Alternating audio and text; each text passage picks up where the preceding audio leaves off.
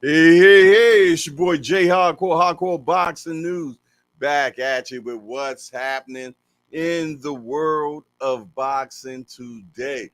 Good morning, good morning, good morning. Excuse me. If you hear the sound of my voice right now, that lets me know that God is giving you another opportunity to be great today. Yes, indeedy. You done got a 347-second chance. Yes, indeedy, man. And let me tell you something. We should not take it lightly. He has allowed us to waken up one more again. Some people did not get that opportunity. So what does that mean? That means that you need to seize the moment. Yeah. You need to seize the moment, man. You need to be great today. Need to get rid of whatever you didn't do yesterday and get it done today. Get it done today, man. Be the best person that you can be today. Be your best person today, man.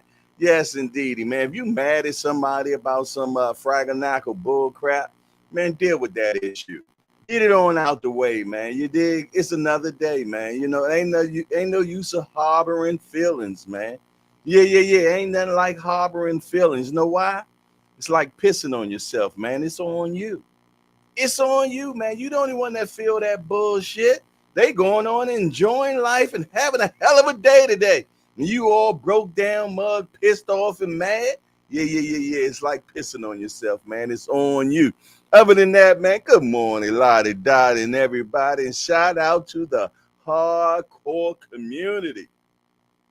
Shout out to the hardcore community, man. What y'all got going on right now? Talk to me. Let me know, man. Hey. I'm in the building.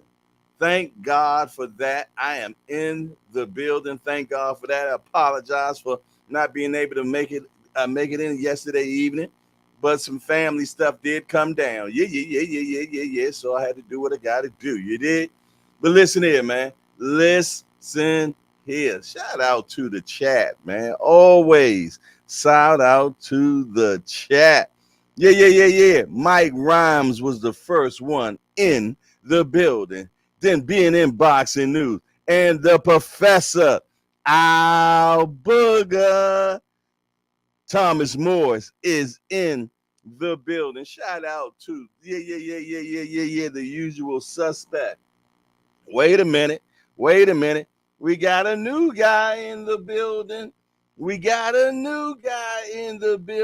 Shout out to Roy Jones Jr. Shout out to Roy Jones Jr. Roy Jones Jr., we want to welcome you to Hardcore's Hangout, man. We just a bunch of hardcore degenerates, man, that get together every morning and evening and talk about this beautiful sport we love called boxing. We only got one rule around here, Roy. No hitting below the belt. Yeah. That means we don't talk about nobody's mama up in here. Other than that, everything else is fair game. We want to welcome Roy Jones Jr. into the building. Salute, and y'all make sure that y'all make him feel warm up in here. Yeah. And his first chat is boxing is done. Tyson Fury should be stripped of the WBC belt. Also, still no Wilder versus AJ. And it took 20 years for Spence and Crawford to happen. Boxing is chips right now. Roy Jones come up and hit throwing the boo-bah bang soon as he got in the building. Roy Jones came up in here, man, putting hands and feet on people. Yeah. But I tell you what, the King has entered into the building. Shout out to Senior from the Rise Podcast. What it do, champ? What it do? What it shall be, man. Y'all see what the title is today. Oh, yeah, man. I done reached into my bag of bullshit today. Oh, yeah. We gonna talk about it today, man. We gonna talk about it today. You see the title, man. Is boxing turning to WEE? WWE. I said WEE, we, right? Is boxing turning into WWE? Is it just straight wrestling, buffoonery? Yeah. Make up shit, fraggle bullshit. What is it turning into, man? Tell me what you think, man. It could be just me. Or is it us media guys doing it? Let me know. Talk to me quick before I forget. Man, we need to know what's really going on in boxing. So I'm trying to tell you. Man. It's feeling a little WWE-ish to me. Yeah. Yes, indeed. I'm about to go get in my chair. Yeah. Talk to me quick before I forget, man. But I tell you what, before we get real deep into it, man, shout out to the coffee crew. Shout out to the coffee crew, man. Cups up. Cups up right now, man. And cheers to everybody that's in the building right now, man. As my big homie Dre Finance said, I got my keg right here, my keg of coffee, man. This cup might look big to you, to be truthfully honest, but it ain't. It ain't. I'm just a giant of a cat, Jack. Yeah. I'm just a big dude, man. Yes, indeedy, man. It's like Texas, everything big around here, Jack. Mm-hmm. Woo! Yeah. Let's get it. Let's get it, man. Let me first of all, man, let me get the chat on my cellular. Let me get the chat on my cellular first, man, so I can see what's really going on in the chat. So I don't have to strain and lean forward trying to see what y'all got going on. You did? Yeah, man. This morning, man, I started having Wi-Fi issues, man. I was like, come on, don't do this to me. Don't do this to me. You dig? But it looked like we got things in order, man. Everything is flourishing. But let me get y'all on so I can see what's happening in the chat. So I can see what's going on in the chat. There it is. I tell you what, Aunt McQueen has entered into the building. Wham Old School has entered into the building. Yeah. Being in boxing news said, I'm not participating with that coffee stuff. Tried with y'all last week. I drank some last week. Was high, then I came down, then I started crashing. Yeah. It ain't for the faint heart, my brother. I'm telling you, boy, this coffee like crack, Jack. Yeah. It's kind of rough, man. So if it's something that you don't normally get down with, hey, boy, hey, tread lightly. Tread lightly. Well, wait a minute. I seen something from the youngster, man. Yeah. Where is that, man? Aunt McQueen said this has been the case for a minute now. Hey, man, and a boom shagger lagger to that. But I tell you what, we're going to talk about it today, though. Yeah. We're going to talk about it today. Thomas Moore say nothing like that good cup of coffee to go with my reefer. See, that's how you know how old he is. He's still smoking reefer, man. Yeah. He still got buds from 78, man. I'm trying to tell you. The boy still smoking buds from 78. He still get his weed in a vanilla envelope. Yeah. He still got it in a vanilla envelope that's been folded 3 times, man. I'm trying to tell you.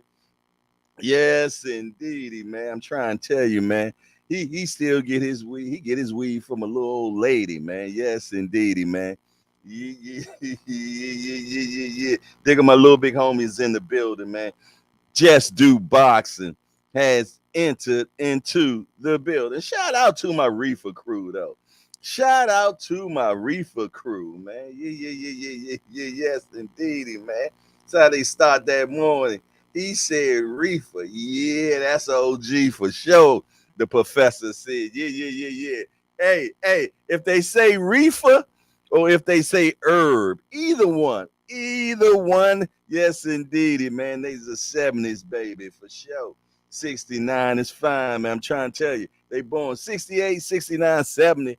You dig? And they might even go back further than that, you dig?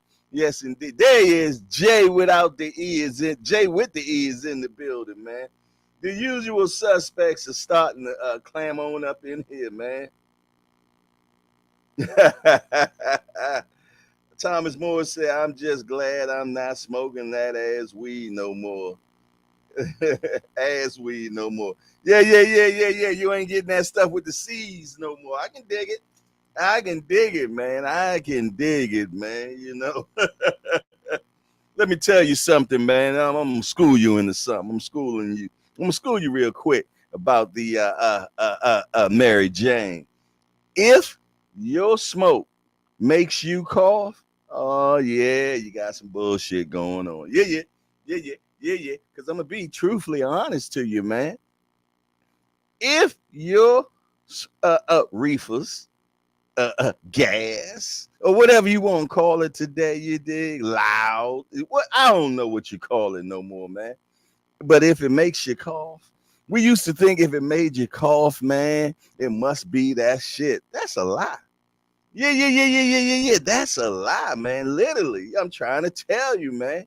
Yes, indeedy, man. It should be nice and smooth, Jack. Yeah. It should be nice and smooth, man. Yeah. We've been lied to.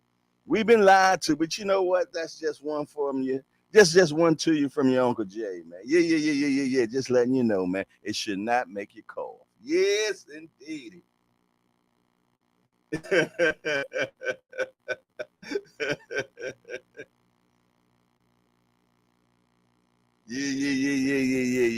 That THC real heavy now. Yes, indeed, that THC real heavy, man. And man, they're using so many things, man, to make it more potent. Yes, indeed. I try to tell you, man, you better start growing your own because you don't even know what you're smoking these days. You don't know what you're smoking, so you need to grow your own. I'm telling you. I'm trying to tell you, man, you better start growing your own. But this is not a Weed 101 class, man. This is boxing turned into WWE, not WEED. Nah, man, because I know how y'all potheads get to going, man. This show can go for the rest of the week if we get to talking about that. Yeah. Well, y'all cats get to coming in here with some profound conversations, man. Yeah. Too intellectual for your boy, I'm trying to tell you. Way too conversational for your boy. Yeah. So let's just stick to the task at hand. Let's talk about WWE and not WEED. Yeah. BJ 33 has entered into the building. Yeah. What's going on, man? Yes, going on. I tell you what, man, what I'm going to definitely do today, man, I'm going to turn on the smoke line early. Not yet, but I'm going to definitely turn on that smoke line a little bit earlier today, man. Because this is a conversation we need to talk about, man. You know, when we get to talking, the term smoke and mirrors is being used a lot. You did. The word cap is used a lot. A lot of fights are not being made. And it's because, man, it's that WWE. Everybody talking a good game, but everybody ain't fighting a good game. Yeah. Yes, indeedy, man. Yes, indeedy, man. I'm trying to tell you, man, the headlines are better than the fights now. The headlines are better than the fights now. What we really got going on, man? Yes, indeed. Are they just gonna start getting in the ring with chairs now? Yeah. We just gonna get in the ring with chairs now? Are we just gonna be the type of cats, man, that watch guys that just see who got the best narrative? Yeah. Does the best narrative win now? I'm trying to find out, man. I need to know. Hey, just do boxing. Let me know, man. I need to know what's really going on in the world of boxing now. Cause let me tell you something. I done seen how boxing has went through a few different eras. Yeah. I done seen a few different eras, man. I done seen it, man. I'm trying to tell you, man, in the way that we are treading towards, man. Yeah. The young Ant McQueen said we've been there.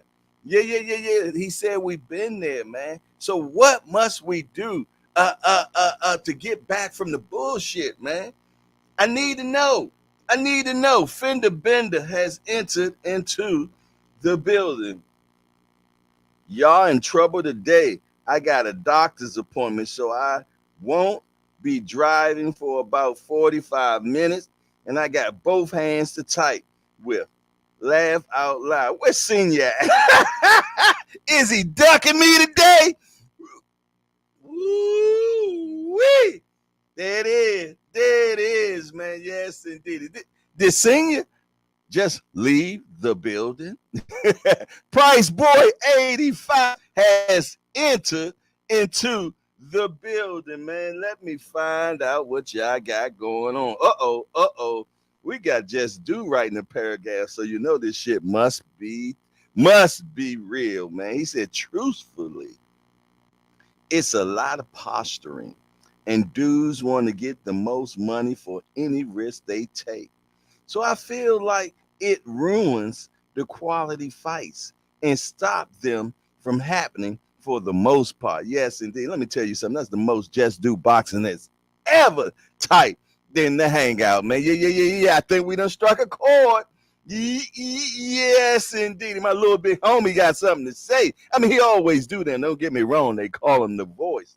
You dig? But this is the most he's ever typed in the hangout, man. Talk to me quick before I forget, man. We got to talk about what we got going on, man. And like I said, man, it might be because of us media guys, man. Is it us stirring the pot too much? Do we stir the pot too much, man? Let me know. Talk to me quick before I forget. But I tell you what I won't forget is Tim Layton has entered into the building. Shout out to my guy, Tim Layton, man. Yeah. Shout out to my guy, Tim Layton, man. Yes, indeed. I need to see my two OGs, though, man. I have not seen Cash Sport or I have not seen Dre Finest in a couple of days. I need to check on them. I need to check on them if they don't come in the building today, man, for sure. Yes, indeedy, man. I'm putting out a big homie report, man. Yes, indeed. APB out on the big homies, man. Yeah. For sure. Thomas Moore say, I miss the superstars that were always in the big fights.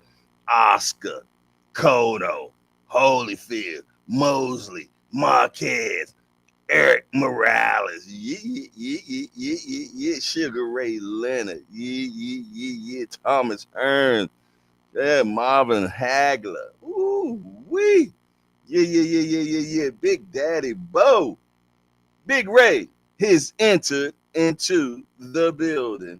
Yes, indeedy, man. He said, good morning, Hardcore and Hangout. Fender Bender say good morning to the Hardcore family. We are family. I got my brothers in the building with me. Yeah.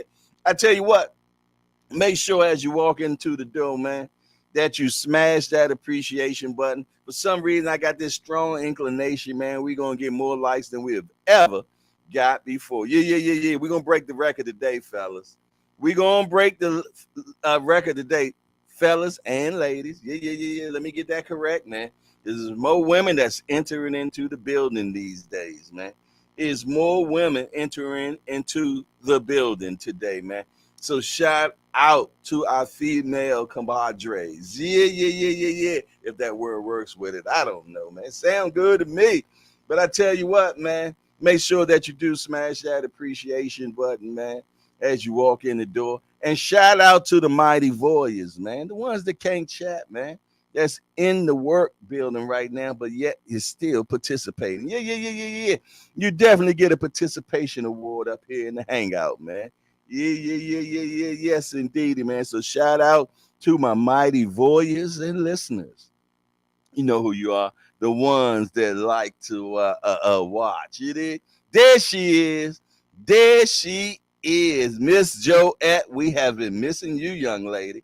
But I'm glad to see you back in the building. Yeah. Shout out to Miss Joette. Y'all make sure that y'all welcome her warmly. You did? There is Wim Old School, man. Yeah. Yes, indeedy, man. My New Orleans brother, man. Yes, indeed. How you doing today, man?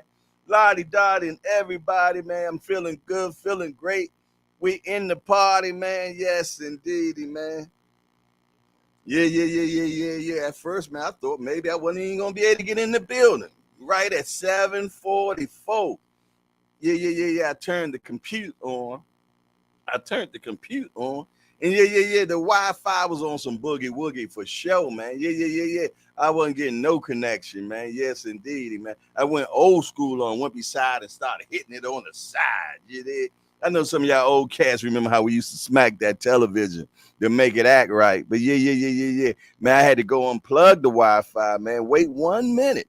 Wait 1 minute and get that thing back in order. Yes, indeed. I had to put it in timeout. Yeah. I had to put the Wi-Fi in timeout, man. When I plugged that fraganackle back up, yeah. Things started working. I tell you what, we got a new guy in the building. New guy in the building. Yes, indeed. Shout out to Let's Talk Sports, y'all. Yeah. Let's Talk Sports, y'all. I want to welcome Let's Talk Sports, y'all, to Hardcore's Hangout. For some reason, that name looks familiar. I don't know if you've been in here before, but I tell you what, I'm going to welcome you again if you already been in here. Welcome to Let's Talk Sports, y'all. We are a bunch of hardcore degenerates that get together every day and talk about this beautiful sport we call boxing. Yeah. Hey, we only got one rule around here, that we don't hit below the belt. Yeah. We don't hit. Oh, yeah, that's my guy, man. Yeah. I don't know how I be forgetting him. I'm used to AKA the Apostle, man. That's what you need to change it to. Everybody knows AKA the Apostle, man. Yes, indeed. Shout out to my guy for sure, man. Yeah. My fault, my guy. I knew the name looked familiar. And that's why I said, I think you've been, but I'm going to welcome you again. But if it had said AKA Apostle, man, I would have knew right off the business. Yeah, without the business. But I tell you what, Gregory Pratt is in the building. He said, yo. Oh, is that yeah? Oh, it's a yo. Okay, yo. He said, what it do, Jay? Hardcore in the box, hardcore boxing. Fender Bennett said, damn, I looked up that blue crab ball and it looks good. You weren't lying about a lot of ingredients. Yeah. For sure, man. Yes, indeed. That platinum bull, man. I cut down the seasons by half. Whatever they say, man, I cut it in half, man. Yeah. I cut it in half. But I tell you what, PK 205 is in the building. Yeah. Metro PCS is a MF, not me. I don't even know who I got, boy. We might got Verizon or something. I'm not sure. Remo has entered into the building. Shout out to my guy Remo, man. RichThreads.com, man. Go ahead and get your wear together, man. Hit up RichThreads.com. You did. For sure. Yeah. What y'all got going on, man? What y'all got going on this morning, man? Shout out to everybody in the hangout. You know what we are up in here. Y'all know what we are up in. We the cheers of boxing. Where everybody knows your name. Yeah. Where everybody knows your name, man. We want Big Glico up in here, man. Yes, indeedy, man. Feel good, man. But I'm going to tell you what, man, you seen the title, man. Is we just already just WWE? Is it already WWE? Man, I'm going to tell you, man, it feels like that to me, man. Yes, indeedy, man. You got the YouTubers in the game now. We got the cappers in the game. Yeah. We got the mad caller outers, but never fight nobody in the game. Yes, indeedy, man. We got the mad, I ain't fighting nobody, but I'm going to act like I'm fighting somebody. Man, there's so much going on, man. Yeah. Then we got the, this ain't worth it crew. Man, it's so much fraganackle bull crap going on these days, man. It's just getting crazy. It's getting crazy, man. Just do say, hey, Jay, what do you think about Bosley Ennis saying Keith Thurman was offered the Boots fight and boxing is a little double E W. I keep on WEE WWE ish for real. Well, is that something recent? I know that he had talked about it before. This is some new information, because if so, I definitely wasn't online yesterday seeing stuff, man. I had a lot going on yesterday, so I wasn't able to be privy to a lot of things that went down yesterday. But definitely enlighten me. Definitely enlighten me. But what I'm going to do, man, I'm going to go ahead and get the free smoke line up early. I'm gonna get the free smoke line up early, man, so we can talk about this. Yes, indeed. I think we're gonna get more voyeur conversation today. I think we're gonna get more listeners conversation today, man. I think, okay, YSM dropped a video the other day on it. Okay, I'm gonna make sure I check it out. I'm gonna make sure that I check it out, man, because that's my guy, YSM, man. Yeah. So what I'm gonna do, man, I'm definitely gonna go ahead and get the free smoke line up and running. You dig? I'm gonna get the free smoke line up and running. You dig? Why I do that, man? Y'all keep congregating in the chat. You dig? As I work in the back room. You dig? Hold on one sec. Yeah. Hold on one second, man.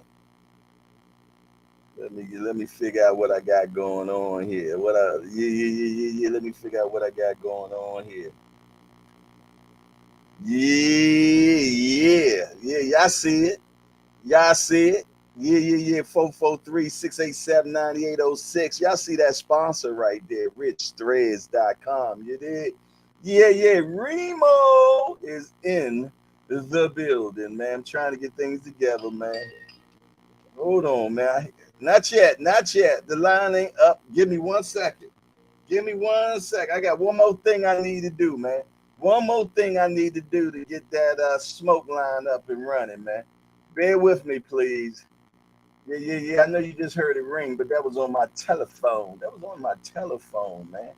I need to get it actually set up on the back room, man. Yeah. I got to get it set up in the back room. Yeah. Almost there. I'm almost there. Yeah. We almost there, man. We almost there. I tell you what, stop the dialing, man. Stop the dialing. The free smoke line is in existence, man. Talk to me quick before I forget, man. The free smoke line is up. Yeah, man. Your battle stations, man. Talk to me, man. Tell me what y'all think. There it is, first building. Talk to me quick before I forget. You got your boy Hardcore on the line, man. Who do I have in the building? You know, you got Tommy from Brooklyn bringing this reefer smoke. I'm literally smoking my reefer right now because I'm old and this is what I do. Good morning, Jay Hardcore. Yes, indeed. You still getting it in the vanilla bag, boy? No, we way past that. I remember that, and it used to have a little string that it tie around sometimes on the vanilla envelope. Yes, indeed, and we folded 3 times. And you can still get $3 bags. Oh my goodness, the tray bag, yes, indeed. And how about? And I also remember when it used to come in the film canister too, man. Yeah, the little film thing, man. Ooh, we used to use everything. What you got going on? You've been talking about it. I don't know, man. I think this WWE thing with boxing right now. I think the reason we had more fights being made before, one it was a more popular sport before, for one. But secondly, fighters weren't making as much money they had to fight more. So at the same, so now, you know, we've all seen like for example, Tommy Hearns hasn't spoke a complete sentence in 15 years. Wow. Like, he's doing good, but we've seen a lot of fighters who get old, they can't barely talk, their brain don't function, they broke, and we always say, yo, we want to see him make more money, But now that a lot of people at the top of the game, the ones at the top of the game, which are very few, actually, right, people think boxing makes so much money. It's really only a very small percentage. But those fighters are making so much money that they don't have to keep getting in the ring. They don't have to accept every fight. And it's very easy for me. If I'm not getting punched in my face by Tank Davis, it's very easy for me to criticize Devin Haney for not getting in the ring with him right now. If Tank walked up on me right now and told me I was a bitch, I would be like, damn, Tank, why you feel like that? I didn't even disrespect you, bro. Look, and that's a little dude. And he a little guy, you know what I'm saying? So who am I to criticize these fighters for not jumping in the ring on a heartbeat? I do criticize them, you know what I'm saying? But I think that's what it is. Some of them are making so much money that they don't have to. And then we have other situations where fighters do want to jump in the ring, but the promoters don't think they're gonna make enough money on it. So it's a really sketchy situation.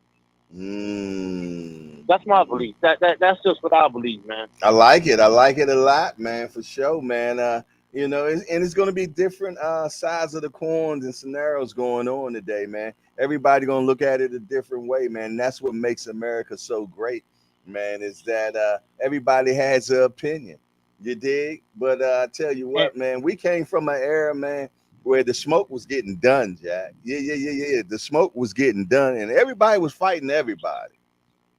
You dig? So and you know we always had too. We always had a good American heavyweight.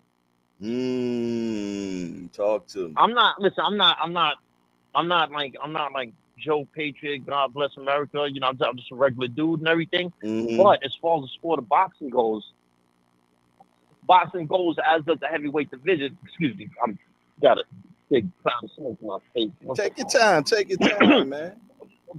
Boxing usually goes as the heavyweight division goes, and the world liked the big man, bro. The world was in love with Tyson Fury for a long time, right? Because he's a big man. He's loud. He's vivacious. He got personality. He can box. He can put on a show. You know, slowly but surely, I think his character. Yeah, but he won't fight. He won't fight though. And he won't fight no more. But we need an American like that. You know what I'm saying? I don't think it's gonna be Big Baby. He pretty much said out his mouth like he's not interested in greatness. I don't think it's gonna be him. But we need a good, big American fighter like that who's gonna be that worldwide star, man. Them heavyweights. When a heavyweight gets popular, they get popular worldwide, man. I think we really need that. You know what? And I think you're right, because I think if the heavyweights get popular again, it make the other divisions strive to fight now because they want to try to take back the limelight. You did. So great point. And you know man. what's killing? Great point. Hey, you know what's killing me, man? Deontay Wilder, man, is being denied, man. He keep being denied because I really feel like we've seen that even though he fought Fury 3 times, didn't come up with a win. Right? One of the fights are really, really suspect. Like Fury's doing some real suspect stuff. But however, he didn't come up with a win 3 times, but we've seen him drop that man 4 times. We've seen that dude momentarily unconscious on the canvas. So there's always interest in that fight, man. Like Deontay Wilder could be the Giant Slayer. 4 is a charm. The 4th fight of Marquez and Manny Pacquiao, it left Manny Pacquiao face down in the ground. That's what I think will happen if we get a 4th fight with Wilder and Fury, and that will just blow Wilder. That will finally get Wilder his props and put him through the roof. I would love to see that, man. But this dude Fury, I think he wants to go the Floyd Mayweather route. When he's gonna make so much money fighting this UFC dude, I'm willing to bet he never fights a professional boxer again. That he never gets in the ring with a professional boxer again, unless it's an exhibition or some. That's my belief. And to tell you the truth, I don't want to see the dude no more. I would like to see him get knocked out, but I'm not mad if I never see him fight again. I'm just mad that I never got to see him against Usyk or Wilder, who I think, or even Frank Sanchez. You know what? What will be crazy, man? If for some crazy alignment of the sun that Ngannou knocks him out. You know what? As much as I want to see Fury get knocked out, you don't want to see it happen by somebody from MMA. Exactly. Exactly. Exactly. That's what I'm talking about. That's what I'm talking about. I can't see that happen, man. I can't see that happen because I'm a boxing fan first and foremost. I believe in the art of boxing. I'm gonna tell you, what I love boxing. When I was a kid, I just like boxing. The sport, watching the TV. Seeing like I was a fan of Hector Camacho. 'Cause he used to do flashy shit and all that. But I didn't know what I was watching back then. You know what I'm saying? So I liked it then. But what really impressed me was just seeing dudes on the street coming up that had really slick knuckle games, man. That always impressed me.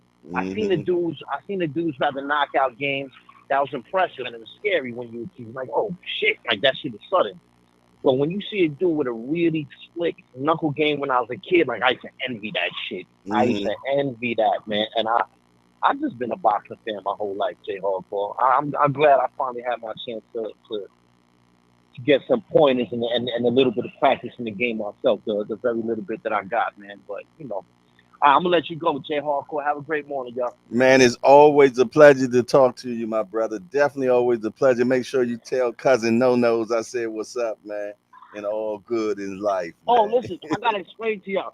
Yo, I see nobody in the chat called on to the ass weed. Thank God. I hope nobody ever find out what ass weed is. Right. What ass weed is? That's when you in prison. When you in prison and you buy some weed, and the weed smell like dookie, and you realize, how it got in there. Just like everything else that got in there, man. It came in by the middle of their body, man. Yes, indeed. And you know what? And you're probably going to smoke it. Yeah. If you got 10, 12, 15 years in, you're probably going to smoke it. All right, yo, I'm out, J Hardcore 1. Later, man. Hell of a way to leave the building, though. 443-687-9806, man. We just had cousin Tommy in the building, man, from Brooklyn, man. What else y'all got going on? Talk to me quick before I forget. The free smoke line is in existence right now, man. Somebody let me know what you got going on. Somebody let me know what y'all think about this WWE that we got going on in the boxing community, man. Let me know what y'all think. Yeah. You're right, Aunt. Somebody had to bring it in the building in the middle of their body, man. Yeah. Yes, indeed, man. Somebody had to bring it in the building in the middle of their body, unfortunately, man. It is what it is. But I tell you what, Fender Bender is in the building. Shout out to my guy, man. Hey, listen here, man. Ain't nothing wrong with my guy, Fender Bender, man. Y'all know that was some bullshit, man. So don't y'all be even thinking about acting like that, man. Fender Bender, a real one for sure. Real one for sure, man. Yes, indeed. Our booger. Hardcore, do you know what boofing? Yeah, I ain't never did it. Yeah, but I know what it is. Yeah. I know what it is. I ain't never did it, Jack. Not one time. Not one time.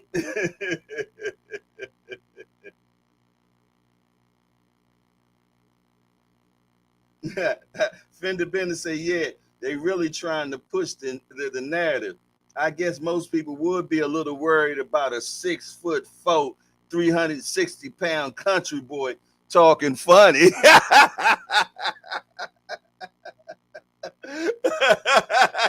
Oh, Fender Bender flexing on y'all little dudes, man. He say 6'4", 360. Goodness gracious.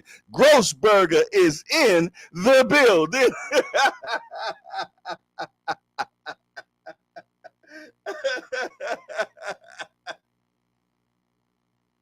Yeah. I'll book another commitment I'm interested in, my brother. Yeah. Let me tell you something. The cats that bring it in like that are never respected, Jack. Trying to tell you. But I tell you what, this coffee is great. Shout out to the coffee community, man. Yeah. 443-687-9806. The free smoke line is in. Yeah. Talk to me. Let me know what we got going on, man. And where is the usual suspects, man? Dre Finest is not in the building. Cash Sport is not in the building. B3 is not in the building. Well, B3 listening though. B3 is listening right now. Shout out to you, B3. I know you're being a mighty voyeur right now. So shout out to my guy. Shout out to my guy. It's always a pleasure to have him in the building, though. Yeah. Yes, indeed, man. D for the win is not in the building, man. Heather E is not in the building. David Tizane is not in the building. Yes, indeed, man. Lottie Dottie and everybody. I mean, we got to put out that not in the building roll call to get them in the building for sure, man. It's always good when the brotherhood is in the building. Yes, indeed, man. What else y'all got going on today, man?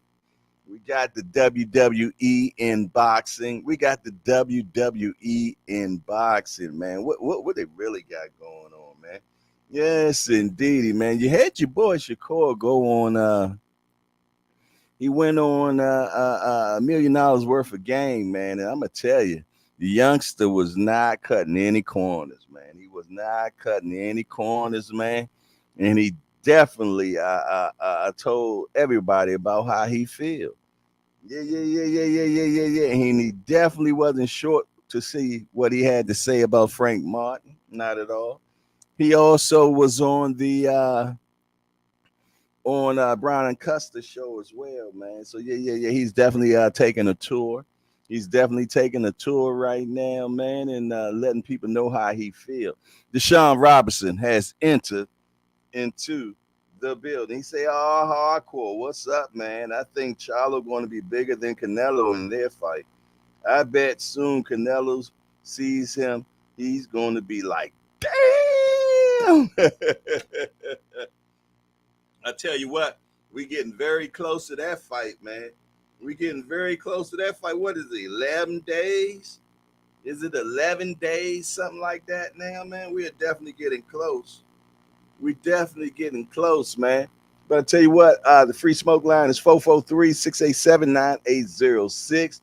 Do you think boxing is WWE now? Or is WWE better than boxing, man? At least we know what WWE is, man. We know what WWE is. Talk to me. Tell me what your opinion is. Tell me what you think, man.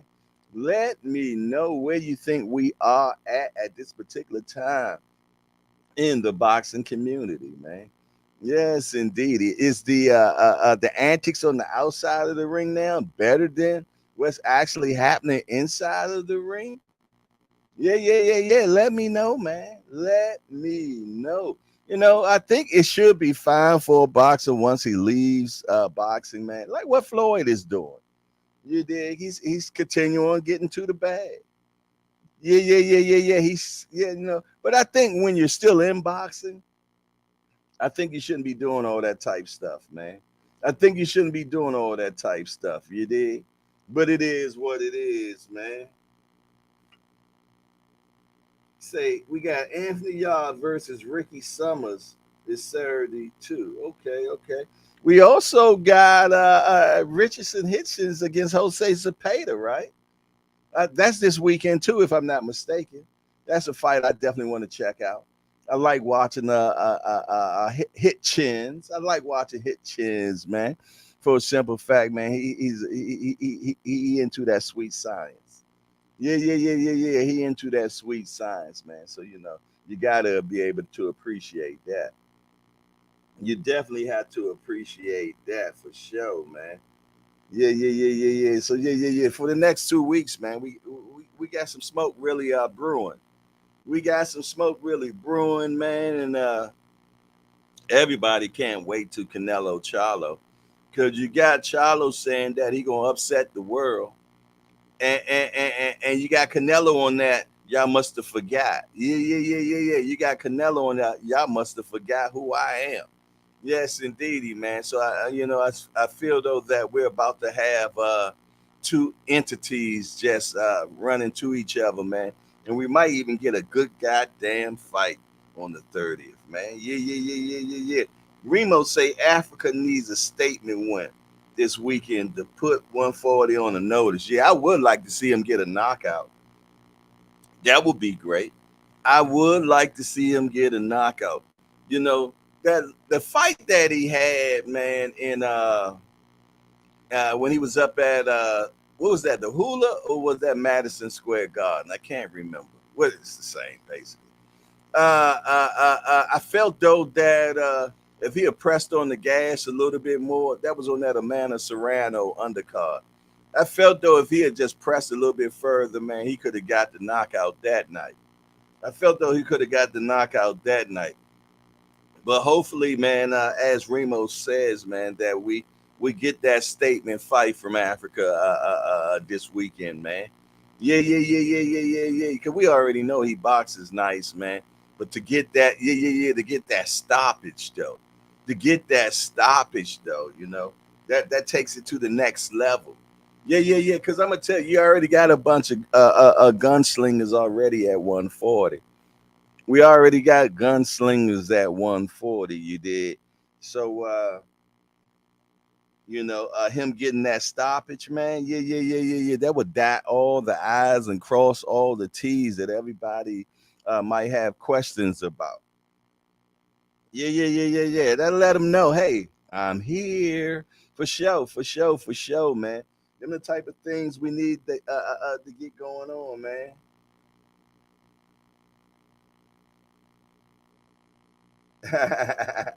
Remo said Calvin need to give him some of that gunpowder. Yeah. Yes, indeedy, man. For sure, man. I feel Anthony Yard learned some things in the last fight. He did better than I thought he would. Okay. I'm gonna tell you, man. I'm gonna be honest, man. I ain't really too big on them UK fighters, man. I don't know. I don't. It is what it is, man. Yeah, against Better Be. Yeah, I kind of figured that's what he was talking about. It wasn't a bad fight at all. We just, I guess, we weren't expecting too much because we knew what was going to go down in it. We knew what was going to go down. You dig, and that happens with 97% of the people. Well, 100% so far. Ain't he got 100% KO ratio? Better Be. Is it at 100%? I'm not mistaken, man. I think that dude got 100% KO ratio, man. Well, let me check into that to make sure, man. But yeah, some of y'all Atlas in here, man. Some of y'all Atlas is in here. Y'all know, man. Let me look it up real quick. 100% KO, man. Yeah. He has 100% KO ratio. 100%, man. Yeah. 100%, man. 19 fights, 19 knockouts, man. He's fighting Callum Smith next, man, which is going to be number 20. Yeah, for sure. That's all them damn muscles, Ant. It's all them damn muscles. Yeah. See, the muscles be sucking up all the oxygen, Jack. Yeah. For some reason, I think I need to put a pause in there. So there it is for the pause community. Oh my goodness. Africa versus Matias. Woo-wee. Yeah. Tread on the ice lightly. Yeah. Tread on the ice lightly. Do not make no mistakes. No mistakes allowed. First of all, say move the crowd. Gregory Pratt says WWE is just a great promotion for boxing. One hand washes another. But don't confuse it for 1 second. Boxing is real as UFC. Ain't no problem from me sprinkling in after fighting federations. Remo say great pause, Jay. Appreciate it, man. Appreciate it, man. I'm learning. I'm learning. I'm learning, man. He was whooping Kovalev, emptied the clip, then got stopped by a jab. That's how I knew he was spent. Yeah, boy. Oh, oh, excuse me. Goodness gracious. Yeah. I was up kind of late, man. Station break me, man. Let me get some of this good old coffee. Mm-mm. Yeah, for sure, man. But yeah, man, I really feel though boxing is definitely WWE, you know. But the only thing different is that I guess that at least boxing we know is real. Yeah. At least we know it's real because we all knew that wrestling wasn't real and it was just sheer entertainment, man.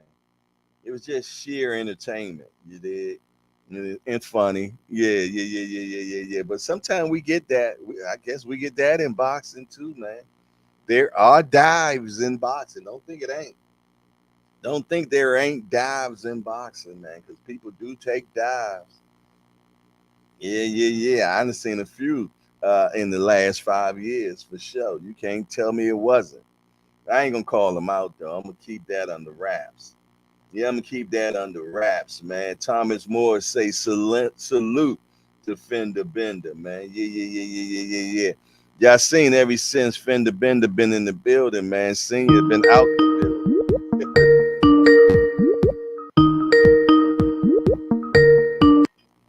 Talk to me quick before I forget. It's your boy Hardcore. Who I got on the line right now?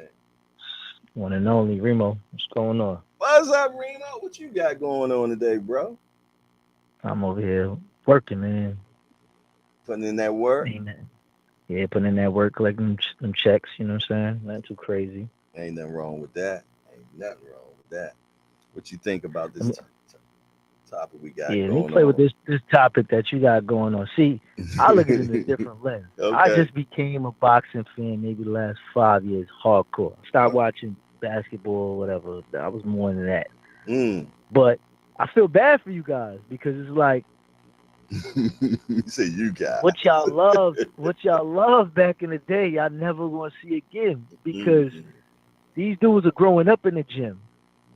Back in the day, these dudes they came up on hard times and they was trying to get themselves out the mud, coming out of jail, whatever the case is. The storyline behind them was amazing. There's no real storyline behind these young dudes. They young kids with either money or their parents are flying them all over the country to go fight each other. So that's why you get from a tank, like the hood is behind him. The boy don't even talk. He a star. Yeah, he don't say nothing. People, he don't talk, but they love him. Anytime he does pop out, he garnished the attention. He had the games, the cameras on him. You don't have much of that in boxing. Now in WWE now, what I would say, you know it's fake as hell. Okay, all right, granted. But each of the storylines are built up to the point where you're gonna get the biggest fight, whether it be SummerSlam, WrestleMania. You know, the two biggest entities that are going through the storyline are going to meet each other at the end. What you have now is just people tweeting at each other and then talking about the numbers. You ain't an accountant. You ain't a manager. You a fighter. Work your business on the back end. And when it's time to rumble, the storyline is already there. You call each other a bitch or whatever you want to call it. But now we got to fight that the storyline is built up. And this ain't happening. You got Caleb Plant slap the hell out of Charlo. That should be the next fight, regardless of what. In WWE, they'd have fought on Monday Night Raw. Twice. Like twice. Exactly, that quick. You would have known somebody took a dive, or the other Charlo brother would have came out and helped them and jumped off the ropes or something, but you would have had something. Great point. He took a public slap. Great point. Oh. He took a public slap and nothing happened. They said he was about to file charges. Man, listen, and that's what you got a boxer who want to go to the cops about getting slapped rather than boxing in a ring. Selling it in the ring, right? it's kind of crazy to witness it. But I got another thing I always wanted to touch on. I never got a chance to call and speak about it, bro. Mm-hmm. The fights that the hardcore boxing fans appreciate and love and all of that. Mm-hmm. The realistic number factor, there's only like 150 to 200,000 hardcore fans that's gonna buy the best fight without the casuals' help. Right. I don't know what the numbers is, but I don't think it's strong at all. I agree. So like they get on the casual fans, but the casual fans drive the numbers up. Mm-hmm. And most boxers that the great fights, they're older boxers that nobody really care about. They into the Ryan because he's a little pretty dude, and the girls like him. Tanky, tattoos, and he dresses well, or whatever the case is. But they have good teams behind them, because you see Ryan is on Hummer commercials. He's sponsored by Dior. What people might not realize is Tank hired a guy that worked in the hip hop industry named Steven Victor. He's actually from Canarsie, from Brooklyn, but he's worked with Drake. He's worked with Pusha T. He's worked with Jay-Z, Kanye. So it's a whole different entity other than boxing that he's getting attention from. And these other dudes don't have that. Yeah. When you started hitting into that mainstream and people know your name, you did. Look. They can say Tank or they can say Javante. Either one. When you just got that one name now, that one name and people know who you is, man, that's when you hit stardom. Even when your nickname is huge or your regular name is huge, it don't make a difference. You can say Tank or you can say Javante. Either one, hey, everybody gonna know who you're talking about. Even the whites message Javante, they gonna figure something to call him, and everybody gonna know who he is. Exactly. Like, it don't even matter with the dude. Exactly. But you got Haney and these cats. They arguing with each other, and nobody don't know them. Devin had all the belts. He got all the belts. He could walk down to the bodega in Brooklyn, and ain't nobody gonna know him. They might try to rob him. To be honest with you, keeper, my bad. You ain't lying. You ain't gonna lie. I'm just saying. Depending on where he is, if he's in Williamsburg, he could. Best style, he might get his chain took. But I'm just saying, like, the expectations for these young dudes, they talking about millions left on the table, and this one is a duck and that one is a duck. Mm-hmm. Don't nobody know, none of y'all. Y'all profile ain't big enough to actually say, I garnered the attention, or you should take this fight because I'm offering you this. They're the same people. Hold on one second. Hold. I want to shout out the Way in Boxing. What's up, guy? Good to see you. I'm glad that you showed up in the building, man. We want to welcome you into Hardcore's Hangout, man. We're just a bunch of hardcore degenerates to get together every morning, man, and talk about this beautiful sport called boxing. We only got one rule around here. We don't hit below the belt. Other than that, everything else is fair game. We want to welcome the Way in Boxing into Hardcore's Hangout. Y'all make sure that y'all go over there and subscribe. He has excellent information over there about the world of boxing, man. So y'all make sure y'all check out the Way in Boxing. Salute to my guy. I apologize for that, man, but that's one of my media guys, man. I definitely had to acknowledge him. Nah, that's dope, man. You building a community over here, because I be more learning than anything, because like I said, like, I'm now picking up on the sport. But when I'm all in, I'm all in. So I don't even pay attention to no Max Kellerman, no Stephen A, no basketball team. I just want to see dudes get punched in the face, and they don't want to fight each other. No doubt, man. It's a lot of duckery going on, man. It's a lot of duckery, man. And I understand the kids want to get to maximize that dollar, and they don't want to be that old fighter like Tommy Hearn that can barely speak, man, or you being a greeter at one of the casinos in Las Vegas, man. I totally understand that. But let me tell you something what I do know about boxing. If you fight the people that the fans want you to see, the money will show up. I guarantee you that. Yeah. Especially if you fight them in prime. You dig? But see, we're not getting that. Them dudes ain't got to worry about that, because other than Tank, ain't nobody hitting hard at 30, 35, a couple at 40. But, like, ain't nobody really cracking at 30. Ain't no brain damage going to be lost there, so they might as well fight each other. They might as well tape tape some pillows on the fist and just punch each other. They can get a winner because you know it's gonna go 12 rounds, and ain't nobody really gonna get damaged. They might get a cut or two, but between Devin and Shakur, ain't nobody really cracking nobody. It's just skill for skill. So what's the risk factor? Floyd made it uncool to take an L, but in wrestling, WWE, WWF, ECW, whoever, some of the toughest fighters that gave tough fights were crowd favorites. And even in boxing back in the day, man, it wasn't nothing wrong with taking an L, man. I'm gonna tell you, the rematch back in the day was just even better sometimes, man. Come and tell you some of the best fights that we got. Look, Ray and Leonard, man. You did, you know, it's so many of those fights, man, where guys lost and came back, man, and won. And I'm just telling you, man, and end up being trilogies. Look at Bo and Holyfield, man. It was so many fights, man. You know, when you took a loss, okay, you did, but you came back and tried again, man. People wasn't looking at them. People wasn't looking at it like how they look at it now, man. You're right. Mayweather made that so famous, man. He made that so famous where the casuals ran with it. They ran with it. So if you didn't have that they didn't feel though that you was good. If you done lost one time, Keith Thurman. How many times did Keith Thurman lose? He lost once, and now they think he a bum, but that's because he a corny dude. So people don't attract. I mean, he added to it a little bit as well, but still, point taken, man. He only lost one fight thus far. To a legend, a Hall of Famer. How about that? There you go. I hear you. Yeah, I'm doing my Googles. I'm doing my research. You feel me? You know what I'm saying? Yes, but before I get off this line, right? I would like to say I know Errol's your guy. And I know you had a whole segment about him this whole weekend. And in my mind, I'm like, man, I don't want to piss Jay off. Nah, piss me off, man. Come on, we better than that. But realistically, he ain't got no business fighting Crawford again at 54. That wouldn't piss me off. The reason I say that is because the reason for him actually waiting for Crawford was to get the legacy. He wanted to collect all the belts on some Thanos shit. He failed at that.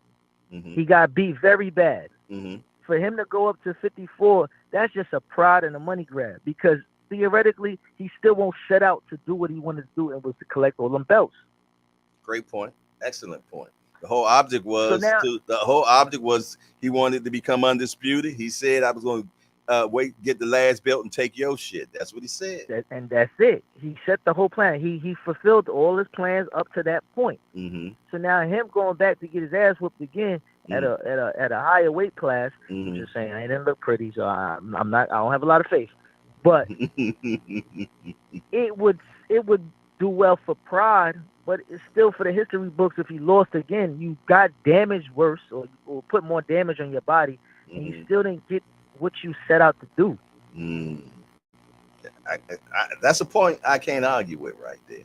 You know, especially if you're coming in at, you know, he wanted to be undisputed. He can't become undisputed at 154 against Crawford because neither one of them are going to have a belt at all at 154. You dig? So him going back at it at 47. And I'm going to tell you, man, we got to keep it G in here because when we got to talking about Canelo and Bivol, we said he got to come back in 175 and fight Bivol there. You dig? Don't bring him down to 168.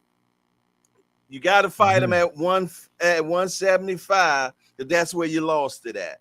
So we can't be hypocrites. We can't be hypocrites. Correct. And I appreciate you putting me on it. I appreciate you because you know that's real shit. That's real shit. You waited at 147 and it didn't happen. So now he's giving you another opportunity at 147, but yet you got cats like me like, nah, man. Nah, Crawford said that he ain't got no problems fighting at 54. But if we want to keep it gangster, he lost it. He lost them 3 belts at 147. Go back and get him. Yeah, hey. Go hire Blu-ray or whoever you need to get to that healthy weight that you at Well, you were dominant at 47. Might be older, can't do the same, but I need you to go get your belts back. See, that wasn't bad at all. You thought you was gonna upset me with that one. I'm a reasonable man, man. Right. If somebody bring me reason and it makes sense to me, man, I'm like, you know what? You're right. I ain't got no problem with that, man. And that comes with getting older, man. But some people get it while they're young. You did, but I'm just saying, I ain't got no problem when another man is right. Hey, you're right, man. You did. Yes, indeed. My man. You got to do that. You got to be able to do that, man, because you only can lie to yourself, man. You did. I mean, you can only lie to others. You can't lie to yourself, because self gonna let you know. No. You know you're lying, man. You know you're lying, boy. You know you're lying. you get off the phone, so you know I was lying. Lying like a motherfucker, dog. Yeah. I ain't gonna do that, man. Yes, indeed. But yeah. Hey, we got Remo on the phone right now, man. He is the owner of richthreads.com. richthreads.com. You see the logo right there on the bottom right hand thing on your this screensaver right here, man. You get a chance, y'all go over and check out this man. This man has his own clothing company since 2010. You did, and he got some fire gear.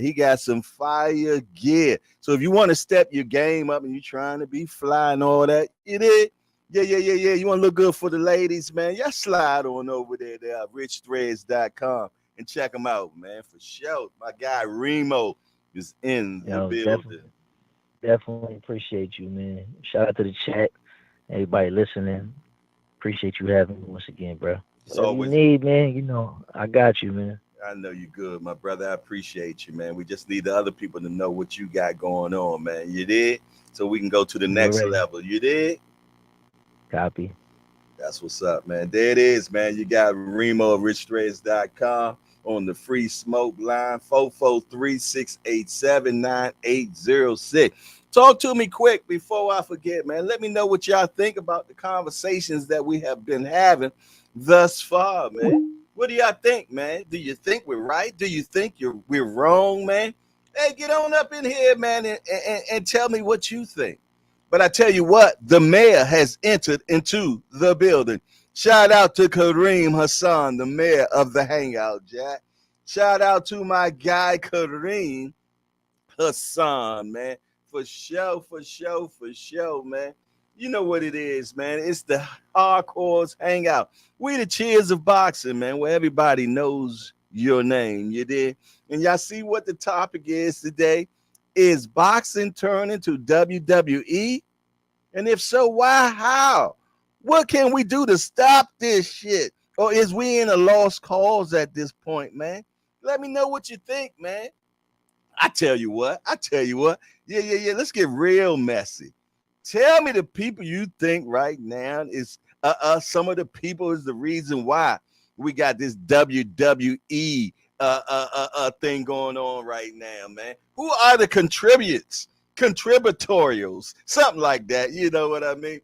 Al Boog over there shaking his head again at me. Yeah, the professor, man. Yes, indeed. Who are the people that contribute to making boxing WWE? Let's play the blame game. 443-687-9806, man. Talk to me quick before I forget, man. Y'all know I don't be remembering shit, man. You know why, right? Yeah. Yes, indeed. What y'all got going on in the chat, man? Chat always got some other shit going on, man. All right. My man Wayne Boxer said I would definitely come on the show soon. That's what's up, man. You got an open invitation, my brother, for sure. Remo say Bill Haney and the boxing voice controlling the narrative. Is that what you saying, Remo? Is you saying Bill Haney and the boxing voice is controlling the narrative in the WWE of boxing? Ooh-wee. I tell you, man, that boy Remo ain't playing today, boy, man. He done stood in the middle of the ring in the gym. Yeah, ready to spar everybody, man. Talk to me quick before I forget, man. Let me know what y'all got going on this morning, man. Yeah. I need to know. I need to know, and I just don't understand where the usual suspects at today, man. Yes, indeedy, man. I'm gonna have to get on the hotline today and see what's going on. Check on my brethrens. Check on my brethrens and see what's really going on, man. Make sure everybody is okay. B3, we need to hear from you, my brother. We need to hear your narrative, man. Let me know what you think, my brother. Yeah. There it is. Time is happening right now. Talk to me quick before I forget. It's your boy Hardcore. Who we got going on right now? You got Tommy back on the line from Brooklyn. Uh-oh. What happened? Tommy what back. happened? All right. From the last conversation, I don't know who was talking. That was Remo and me. Cooking. Yeah, Remo was cooking. man, Remo was cooking, man. Remo was cooking. And I want to go back and touch on the point, something y'all were talking about with Errol Spence and Terrence Crawford. Right now, there's a large segment of the population, even diehard Errol supporters, who feel like the same outcome is going to happen. It's not a lot of interest. If Errol beats a top-notch fighter at 154 and looks good, it's going to restore confidence. Like, oh, shit, he was back. He must have been weight drained. He looks good at 154. It's going to have more demand for the fight. That's just real, man. I like it. It makes sense. It makes sense. And I want to see him bounce back. I want to see him have a good performance. Like, I'm a boxer. I'm a fan more of Bud than Errol, but I'm a boxing fan. I like it, dude. I respect it, dude. I want to see him. You know what I'm saying? I want to see him at his best. I would love to see him fight Brian Castano. That's all I'm saying, man. Brian Castano is going to be there. He's going to bring the heat to Errol, but he's going to be there to be hit. He's strong. He got skills. He got experience. He's been in the big fights just like Errol. That'll be a battle. It's made for Errol, but it's not easy by any means. I think that would be a great fight for him. That would be a great bounce back fight. He go up there and beat all living hell out of Castano. There's going to be super demand for the rematch with Bud. So the demand is going to be crazy after that. Okay, so basically what you're saying is show us that you're not damaged goods, and then we'll believe it. Yeah, I believe that. Okay. Hey, great point. Go on up there and show us that you still got it. Let us know you're not damaged goods anymore. If I'm Errol Spence, I might feel like that. Maybe, I don't know. I don't know if he feel like that or if he feels differently. If he feels like, man, people feel like that, I feel utterly confident, man. I can't wait to prove them wrong. You know what I'm saying? I don't know how he feels, but either way, he feels some kind of way. He feels strongly one way or the other, and this is a great way for him to go out there and reestablish himself in that position. I know the Errol fans hate me, man. I know they hate. I don't know why they hate me. I'm just a boxing fan, but I got a lot of flack from the Errol Spence fans, man. And Devin Haney fans, they gave me mad flack from the Devin Haney community. Oh my God, they roasted me. They said I was a Lomachenko lover. I was like, what? All kind of crazy shit. I was like, what the fuck? I had no idea what they was. But you know, I just feel the way I feel, man. Ain't nothing wrong with that. I like Haney too. That kid could box. I'm gonna keep it real. I'm looking forward to the Devin Haney versus Regis fight. That's a great fight. I'm not mad at him for fighting Regis. Oh yeah, I like it. I like that a lot. I want to see that fight. There's a lot of people not satisfied with that. Why? Because not Tanks, not so what? Regis is a beast.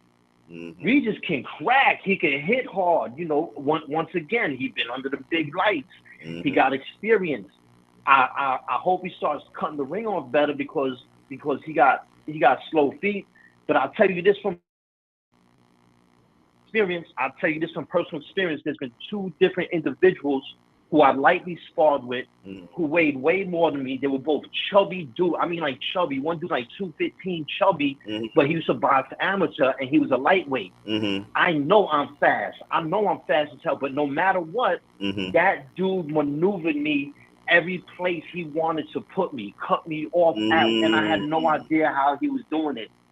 Two people done that to me, and their footwork was so smooth. I can't even explain it. I can't even explain it, man. It felt like you was in a horror movie. No matter how you tried to get away, they was right there. But listen, one dude was an accomplished amateur who was invited. He was invited to the Olympic tryouts, but he didn't go because he went with his boys down to DC to sell crack. But that's another story. And you know, I met so many dudes in prison like that who were really, really good with their hands, who had good amateur background and whatever, end up veering off in different directions. I'm just glad I end up being friends with them dudes and learning from them instead of taking ass whippings from them. That's all I'm saying. No, that's right. For sure, man. Yeah, great points though, man. Yeah. I like what you said about 54, man. Going up there and show us what you got. You know, especially if you don't want to go to 47 again. Rebuild at 54. Yes, and I'm on the fence. I'm on the fence if the winner of Canelo and Charlo should accept the fight from Terrence Crawford. I'm on the fence if I want to see that or not. Here's why I don't want. Here's what I like about that and what I don't like about that. I like that Bud. I don't care. I don't care if people say, "Oh, he's just doing it for the money." I don't care if you're saying you're just doing it for the money. It is to jump up 3 weight divisions where you're a clear underdog. He's showing you he is about that action. He is absolutely, without question, a real deal alpha male. That's a term I hate hearing. That shit is so overused. Dudes be talking loud like, yeah, I talk loud because I'm an alpha male. That shit sounds stupid. Dudes don't even know the alpha male. But anyway, back to the point. Bud showed you he's that real alpha dog type of dude, and he want to do that. I respect that, but I don't respect it because realistically, you're not. If a fighter gets a belt, I want to see him defend the belt. Are you going to defend that belt against David Benavidez? Is that realistic? You know what I'm saying? I think if he did that, he would get all shit beat out of him by David Benavidez. I really believe that. I think he would go out. I think he would make it a fight. I think it just don't make sense for him. Like, you're not going to stay at 168. So I'm not really a fan of that. I'd rather see him go to 154 and clean out another division, 3-time undisputed, retire. Now you're going to start being compared to, Sugar Ray Robinson and shit like that. I'd rather see that. You know what I'm saying? That's just me. But at the end of the day, let me just flip that coin over. I'm just gonna guess he probably made like $40-50 million if he fought Canelo Alvarez. I would take that shit in a heartbeat. I'd be like, man, I don't give a fuck what this dude Tommy thinks. I'm getting this. This is like, you know what I'm saying? And I respect it 1,000%. You know what I'm saying? If you about that legacy, you about creating a future for your family, you risking your life for that. I respect it, man. I ain't got no problem with it. All right, Jay Hardcore, I done talked too much shit on here, man. Nah, you Let good. me let you go. You're good. All right, yo, peace out. Have a great morning, man. I appreciate you, brother, for sure. There it is. Cousin Tommy in the building. Yeah. 443-687-9806. Talk to me quick before I forget, man. What y'all think, man? Is boxing WWE, man? Can we really take it for serious anymore, man? Let me know what y'all think, man. It's so important to hear what the community has to say. You did? Yeah. For sure. Yes, indeedy, man. Let me know what y'all think, man. Is it just got crazy now, man? Is it just got crazy? We got guys that don't even want to fight for undisputed. Yeah. I mean, back in the day, man, come on, to get all 4 belts. Jump at the opportunity. Because you know what comes after that, man. Everything else. When you got let me tell you something. When you get one belt, it opens up doors, man. But when you get all four, oh yeah. You controlling what door you go into, man. Yeah. So, man, what's really going on, man? I need to know. I need to know what y'all think, man. Yes, indeed, your opinions are important in the hangout. You did. 443-687-9806. Talk to me quick before I forget, man. Yes, indeed. Man, oh man, another day in the hangout, you did. Another day in the hangout. What the chat got going on? We always got to check in on the chat, man, because y'all be on some shit sometimes. Yeah. Fender Bennett say, what y'all think about Crawford facing Castano at 154, then trying Canelo after? Yeah, well, sounds great, but that don't sound like what Crawford wants to do. Crawford sounds like only person he want to fight is the winner of Canelo Charlo, and I think he really wants to fight Canelo. He really wants to fight Canelo. But I tell you what, if Charlo was to pull it off, then it still be a rematch. So that means the chance of Bud fighting somebody would be almost 2 years, man.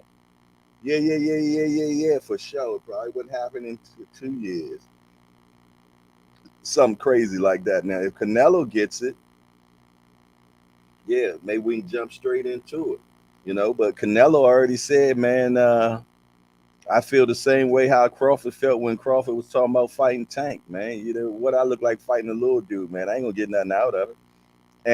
And Canelo said he feels the same way, man. Why should I fight him? Y'all not gonna give me no credit. Well, you might not get no credit, but you'll definitely get some bread. You'll definitely get some bread for it, man. Because trust me and believe, man, people will want to see it. People will want to see it for sure. Especially if you beat up on, Charlo. Yeah. The first thing they want to see is next. Can you do that to Crawford though? Yeah. Oh man, the casuals will eat it up. Yes, indeedy, boy. They be eating it like scrapple and eggs, man. You better believe it. Aunt McQueen say he's going for the gusto. Yeah, for sure. Yes, indeedy, man. He won his daddy records back, man. Yeah. He won his. You don't get credit for beating Yildirim or Rocky Fielding either. For sure, you don't. Yeah, you said a lot there, youngster. Yeah. I laugh when they say stuff like that because you're right. When you was up there bottom feeding, you dig? And it was another cat that he was trying to fight where that's when we all just put our foot down and it was like, nah. Yeah. The zone put their foot down. It's the guy that Badu Jack beat recently, man. Yeah. Canelo was trying to fight him, man. And after that, they was like, nah, mm-mm. What we ain't gonna do. Yeah. They was like, what we ain't gonna do is pay you for this one. We're not paying you for this one, man. Yeah. He's like, we are not paying you for this one, man. Yes, indeed. Yeah. I'm trying to remember what was that guy's name, man. Hold on one second. Let me see who that guy was. Yeah. Somebody probably. Yeah. Exactly. Makabu. Yeah. There it is, man. Yeah. Canelo was trying to fight him. Canelo was trying to fight him, man, and they was like, nah. Matter of fact, shit, they both fought at 199 pounds. Jack was 199 and Makabu was 198. You dig? Yes, indeed. Canelo was trying to get that low hanging fruit, but they was like, nah. What we ain't gonna do. What we ain't gonna do. Yeah. But yeah, man, boxing definitely is definitely got some WWE ish going on for sure, man. And look, I ain't gonna go back and forth with you because that's what I believe, man. man. That's what I believe. You know, it's true. You did, yeah. And we got some top contributors to it, man. We got some top contributors to the WWE ship going on. All right, free smoke line. Talk to me quick before I forget who we got on the free smoke line. Morning, OGs. Aunt McQueen. Had to get my coffee and everything situated. You got it going on? All right. Yes, sir. What you think, man? What you think about this title and topic today, man? Elements of this has been around for a long time. I think right now it's been highlighted and it's been somewhat emphasized because of the whole social media component of it. But there was some craziness going on back in the days. I was reading Smoking Joe, which is one of the biographies on Joe Frazier. Yeah. And there was all types of madness going on, man. Muhammad Ali bought a house in the same neighborhood as him, and would be like jogging past his house. Like, this is true story. In Philadelphia. Yeah, I heard the story. He had a house in the same neighborhood, jogging around his house, shouting outside his window and all. Could you imagine if they had Twitter back then? Yo, that would have been out. There'd be recordings of him. Like the same way we just had Edwin De La Santo pull up in Newark and he's outside of the Prudential Center. So go out your quarter, I mean your hood. Could you imagine Ali outside of outside of Joe Frazier's bedroom, outside of his window, calling him a gorilla, he's ugly, he's scared to fight and all this stuff. Yeah, because back in the day, he would actually have to call the media there to let them know that's what he's going to do for to even be known about. You did. TMZ had to pull up. The media wasn't even covering that stuff though. The media wasn't even covering those little instances like that.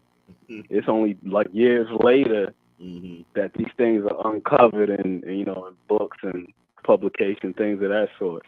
So that element has been around for a while. Guys trolling each other. I mean, look at the whole build-up between Ali and Liston. Big ugly bear with the bear trap and all that other stuff. He was beating up on the little bear. That was so funny, man. So how about when pulled out the fake gun on Ali, man? What was his name?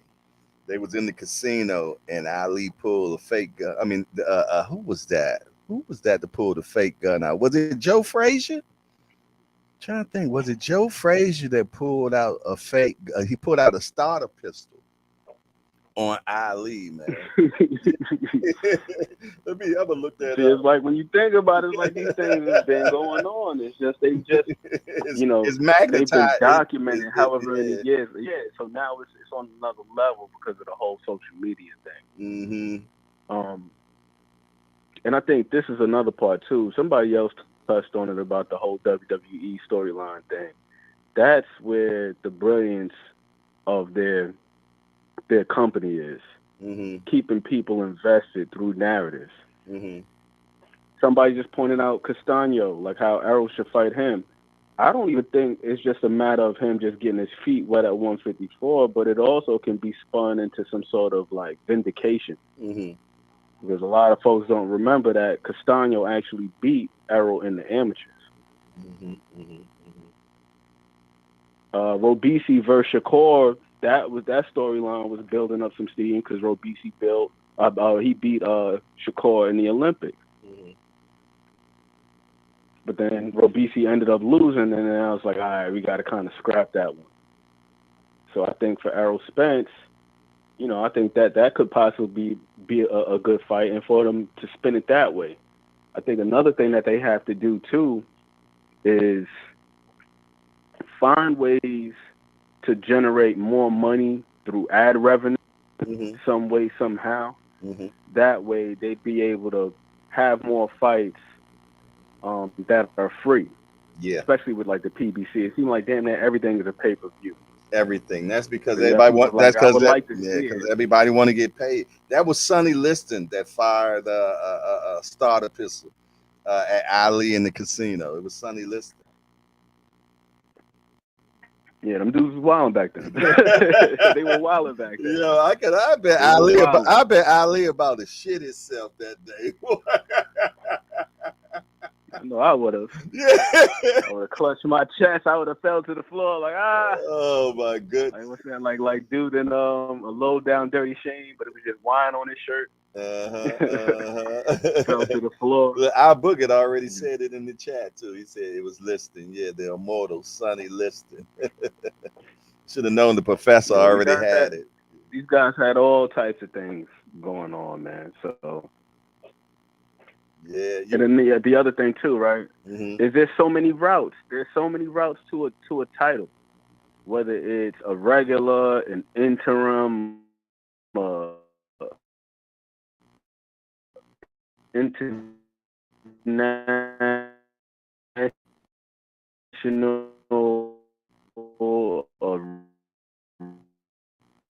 regional. Five. Look back on it like it was a golden age. Mm-hmm. And the same thing that we have going on right now, where we name a handful of guys. For the most part, that's all people talk about is the four kings from the 80s. So that goes to show you that this has been going on for 30 plus years now. This is nothing new. Like there was a handful of guys. Like people talk about Duran, Hagler, Hearns, and Sugar Ray Leonard. And then if you're talking to a real hardcore, they might mention like Wilfred Benitez or Aaron Pryor or somebody else. I remember watching that. I remember watching Wilfred Benitez and Ray Leonard, man. I remember being in my room as a kid watching that fight, man.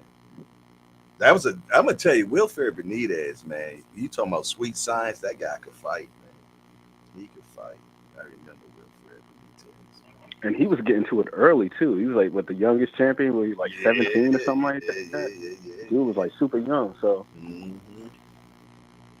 That's one of those instances when you look at somebody and you say they just have that innate ability, like they were just born to do it. Mm-hmm, mm-hmm. You don't gotta ask a fish why he's swimming; he just swim. Like Wilfred Benitez just box. Like dude was just born to box. Pernell Whitaker, yeah, yes indeed. Pernell's another one too, but I think that even with him, he had to get his fine tuning, had to stop being a cyclist and educate his feet a little bit more. Mm-hmm. Shout out to George Benton. Because George Benton was on his ass like, hey, man, don't keep moving them legs. Just take a small step here, pivot there. That's right. Stand right in front of your man. And when he started doing that, man, I'm talking James Toney style, Jack. Yep. And I tell you, I love seeing that, man. When a guy can stand right in front of you and make you miss just multiple times, man, with just subtle movements and things, it's amazing to see. Definitely amazing to see, man, for sure. Yes, indeed. And everybody can't do that.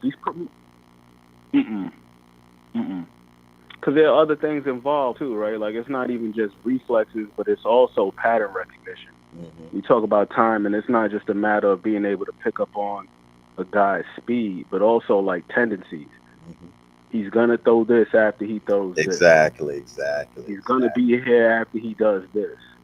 You know what I mean? So you recognize those things. I think that's what makes Tank really good. Like he's got great pattern recognition. You can't show him same thing multiple times. Oh no, man. He like Rain Man, man. He'll definitely see it. He'll see it in the Matrix form, man. Hold on, we got a new guy in the building, man. Shout out to Tim X. Tim X has entered into the building. Tim X, we want to welcome you to Hardcore's Hangout, man. We're just a bunch of hardcore degenerates to get together in the morning and talk about this beautiful sport we love called boxing. We only got one rule around here. We don't hit below the belt. I mean, we don't talk about nobody's mama. Other than that, everything else is fair game. We welcome Tim X into the building. His first chat is boxing all about the drama and not about the fights. Laugh out loud. Shout out to Tim X, his first time in the Hangout. Y'all make sure that y'all welcome him accordingly. Sorry about that, brother. Go ahead. No, it's all good. You always gotta welcome the new guys. Got to. Like you said, this is the chairs of boxing where we know everybody. We know everybody knows each other. Exactly. I used to love that show, Cheers, man. They used to just sit around and talk shit and get drunk. That's it. That's the whole show. They just literally hanging out in a bar. Exactly. That man. is the whole show. And that's what we do here. We just hang out, you dig, and talk shit, talk about boxing, man. And somehow it's fun to do. It's fun to do. And I'm going to tell you, man, a lot of people, man, I get texts and stuff, and emails, some of things that they have learned by being in the hangout, you dig? So at least a message is getting done, and some education is actually being happening as well, man. And shout out to you, my brother, because you definitely help educate people, man. I get a lot of texts about you as well, where people say, man, that boy got a beautiful mind, and you can tell he loves the sport of boxing, man.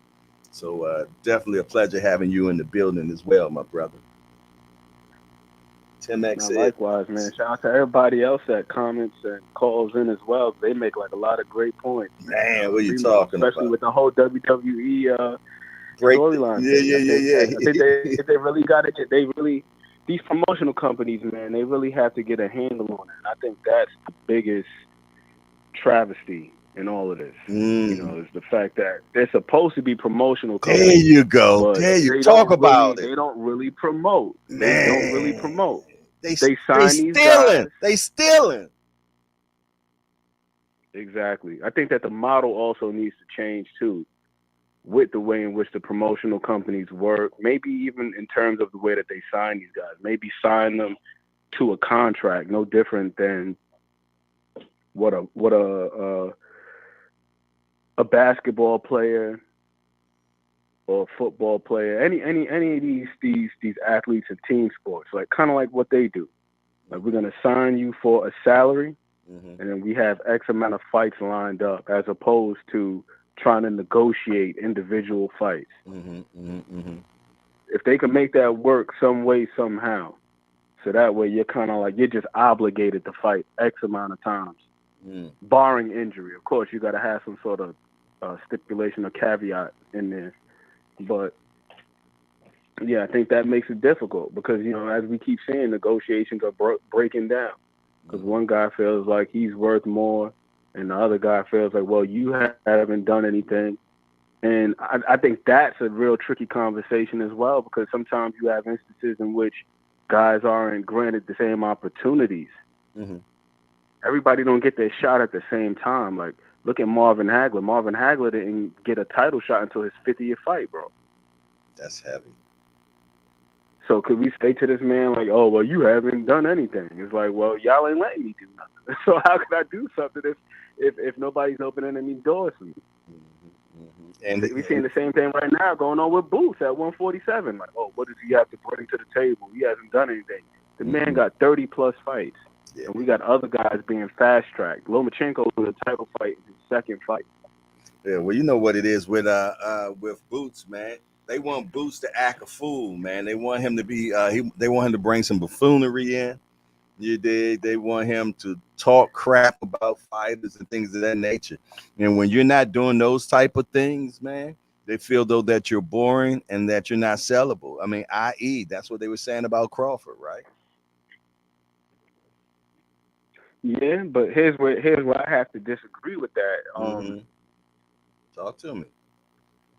If a guy is in a boisterous personality, then you have to find a way to market him. Create a narrative around. Not even create a narrative around. You can just take the guy's life and turn it into something. That show Contender, they did a great job with that. I remember the last season that they had, and you had guys that were on there from all different walks of life. Like, this guy was a construction worker. This other one was fighting because, like, his mom had an operation and they couldn't afford the medical bills. We saw it with Deontay Wilder, how he got into boxing. His daughter was ill. He was a Budweiser truck driver, and he had no prior fighting experience. And he says, you know what? I'm going to become a boxer. Same thing happened with Cinderella story. Same thing happened with what's her name? Ann Wolf. That's my girl there. Same thing happened with Ann Wolf. I think, if I'm not mistaken, she was like in a emergency room or something like that. And while she was waiting to be seen, a woman's fight was on TV.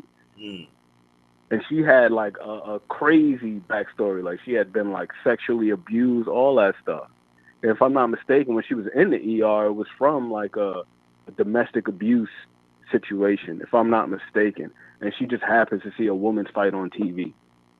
Mm-hmm. So we got to highlight those things as well, because everybody's not going to be the most charismatic. Everybody's not going to be the most eloquent, but everybody has a story. And those are the things that people are going to resonate with, because people are dealing with things every day.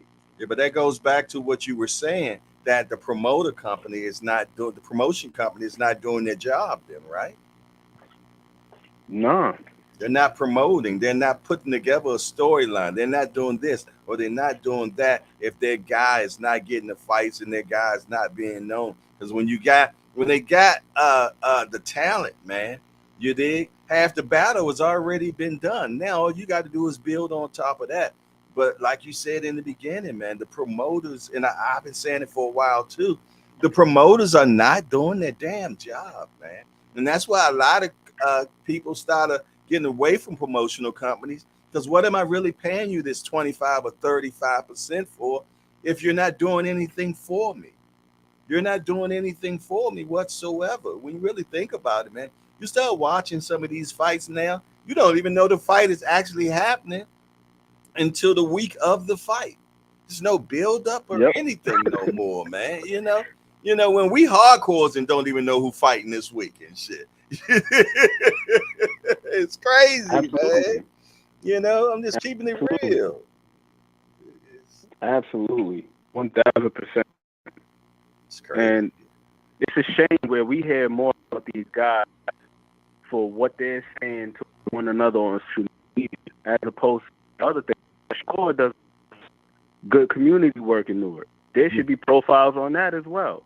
But instead, we gotta, see whatever the hell he's saying to Frank Martin or whoever else on Twitter. Right. And then you got guys like Michael Benson and whoever else reposting these things and just keeping them in circulation. I say this, man. What would the promotional companies do if it wasn't for, us media cats, man, that's just keeping stuff rolling, man? Because I'm going to be truthfully honest, we're doing majority of the work for them. We're doing majority of the work for them, and we ain't getting paid nowhere near what they get. Actually, we ain't getting paid shit. But, but we the ones that keep the narrative rolling, man. We the ones that keep the people out there, keeping their faces, in the community, man, keeping a buzz about them. You did, because if we weren't doing it, man, I'm gonna tell you, mainstream, to be truthfully honest, they're making their news now off of us, of what we gather, the interviews we get. And that's exactly what I'm saying. That's what I'm saying. Michael Benson is reposting things. He's not doing interviews with people. You got very few guys that are in the if you want to call it old media, if you will, that are doing these things. Like Brian Custer. That's like the only one I can think of off the top of my head. Right. Like Brian Custer. But aside from that, everybody else, to your point, they're doing interviews with people like yourself, the Boxing Voice, Marcos Villegas on Fight Hub. And that's it. You don't really see too many of these guys getting profiles. Every now and again, you might see one. But like, you just had Steven Nelson on here. The man is 19-0, 15 KO. Why the hell isn't he on TV? And his and his clock is ticking. Why isn't he on TV? Talented as hell. I mean, just his storyline of all the shit he can do, man, is exciting for people to know about.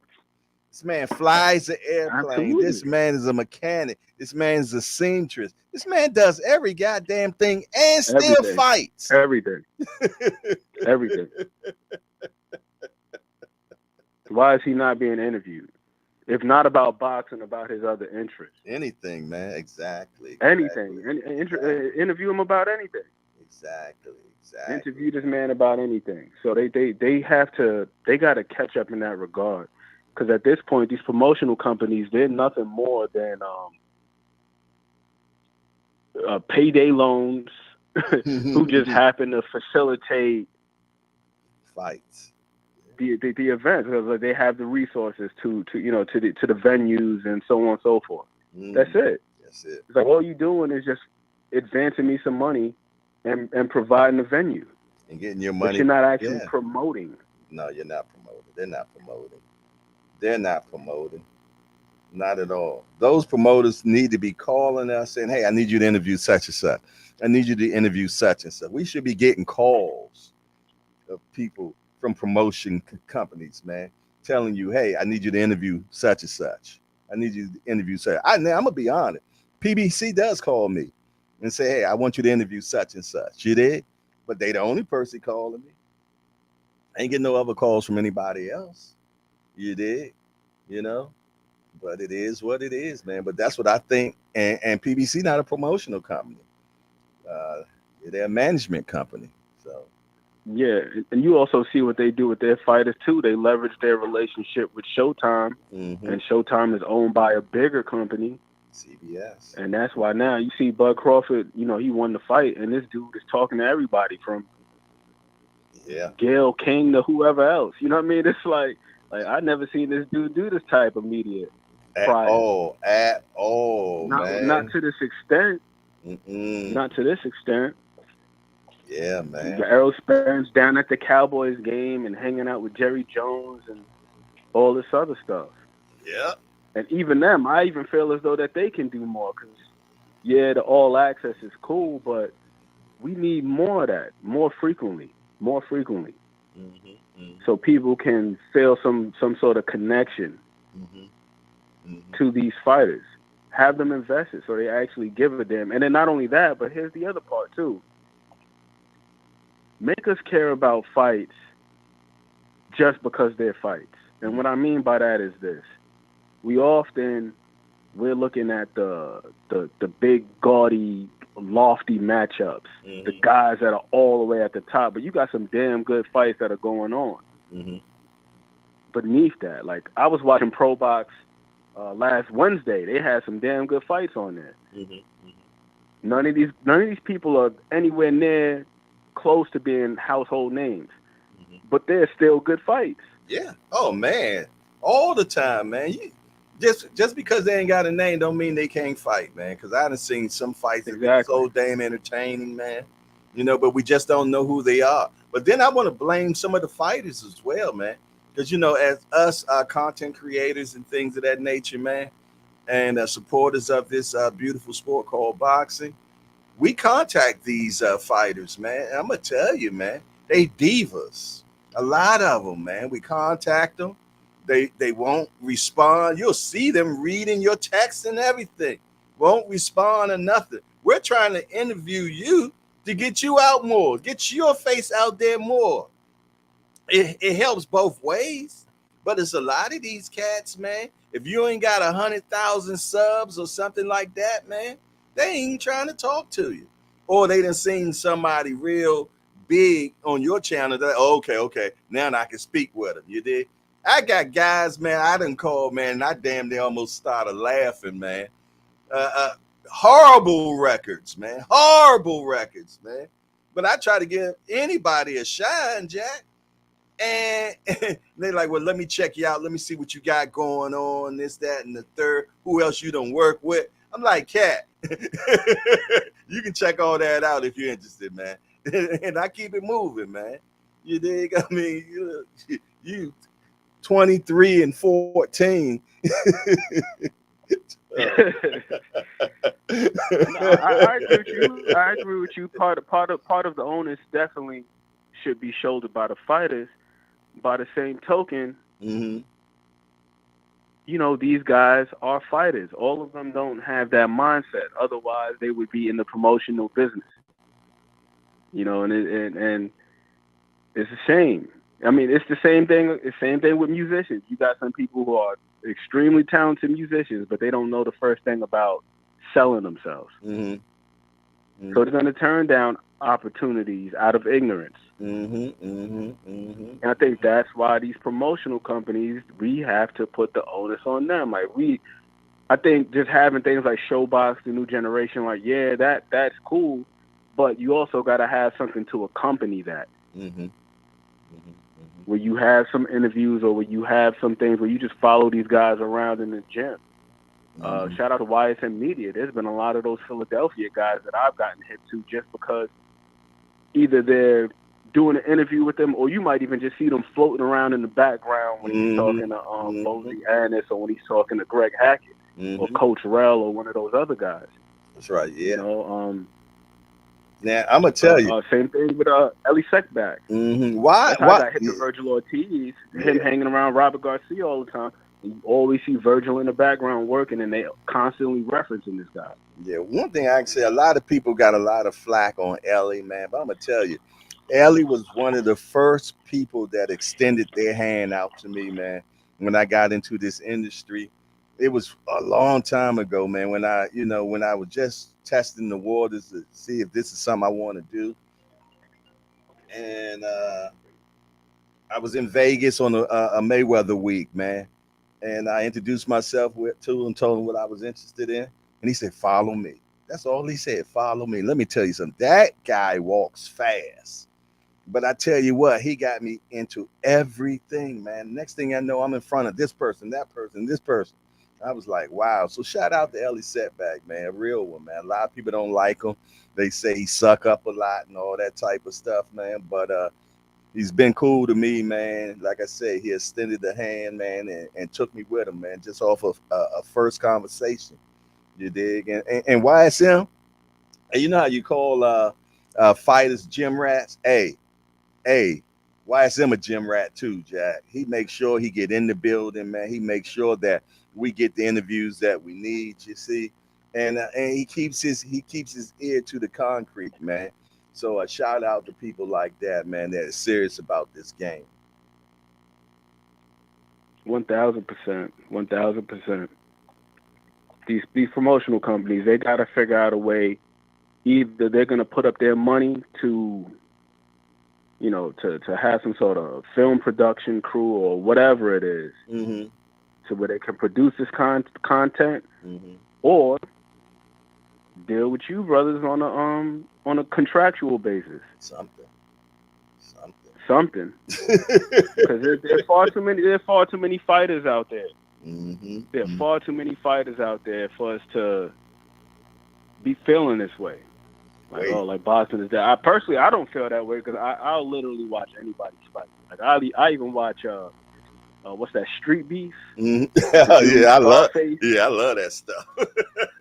I watch two old people fighting on there. I watch two guys in wheelchairs fighting. I don't give a shit who's fighting. I'm trying to see somebody put hands on somebody.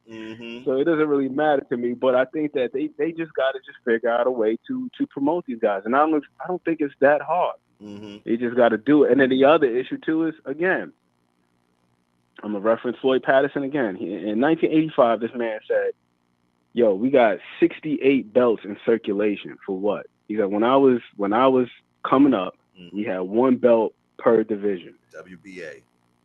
Yeah, it's the WBA. So there's no way possible for you to, if you want to become the champion, these are the channels that you have to go through. It's streamlined. Like we see it in the UFC, regardless of what we feel about these guys and their talents. Wherever you rank, in order for you to get to the top, you got to take those steps. There's no, well, I'm going to just go to WBO route, or I'm going to just go to WBC route, or I'm going to just go to IBF route. Or you know what? The belts don't even matter. Yeah, one thing about that UFC model, it definitely works.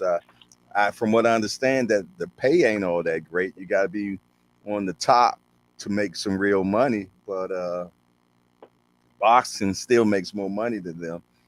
But the structure is better because they get to see fights, and you know the structure is better. They make sure it's hard to become undefeated in the UFC. You're gonna lose. You're gonna lose in the UFC. Yep. Yes, indeed. Because there's no careful matchmaking. You have to fight everybody. If you want to be somebody, you gotta beat somebody. Exactly. That's the way it is in the UFC. You ain't gonna be able to fluff your record up, and then now we're gonna throw you in here, and you're like, oh, this guy ain't what we thought he was. Yeah, it's like the old school. It's like the old school game of death, man.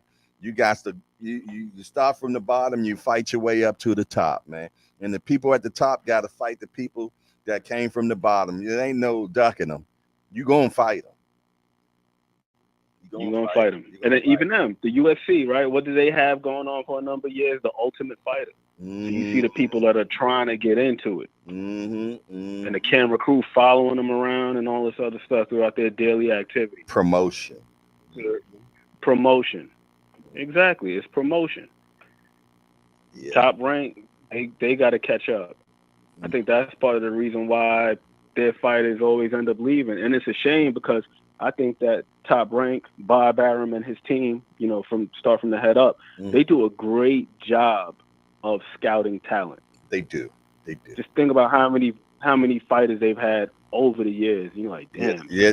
Had, Crawford, Gamboa. Yeah, they know how. Stevenson, they know how to get them. They know how to get them. Lomachenko, this one, that one. Yeah, they're great at scouting, but then it gets to a point where these guys, their careers kind of plateau in terms of getting certain fights because they're saying, oh, we don't want to pay for this. We're not going to see much of a return on that. Mm-hmm. Like the only reason why we ended up getting Pacquiao versus Ugas is because Bob didn't want to pay for Pacquiao Crawford. Right. Even though Manny Pacquiao signed the contract, and then it was supposed to be Errol Spence, but then the retina. Mm-hmm. But yeah, if Bob wasn't being a cheapskate, we would have got Pacquiao Crawford instead. Yeah, but Bob is still that old model, man, meaning you work for me. They ain't into that the fighter is the boss. They ain't into that. They ain't into that at all. You work for me, and that's just how it is, man. You are my property. And that's how they rolling. That's how they rolling, man. They ain't going for, hey, you work for me. Ain't nobody telling Bob you work for me. Nobody telling them that. Mm-mm. That old school model. Not happening. It's not happening. Yeah. I mean, they call the man the Bob father. Exactly. For a reason. That's the Bob father. Hey, Bob's still on that get down or lay down, Jack. Straight gangster. Get down or lay down, man. Yes, indeed. Because they come from that old school, man, where, they was peddling flesh. You did? Yeah, and that's all they doing is peddling flesh. And they always know there's a new one coming up.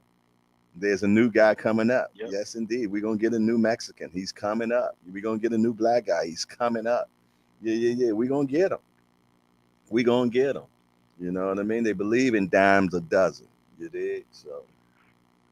But to summarize, these promotional companies, they got to do a far better job of promoting these guys and not allowing the social media antics to supersede actual promotion.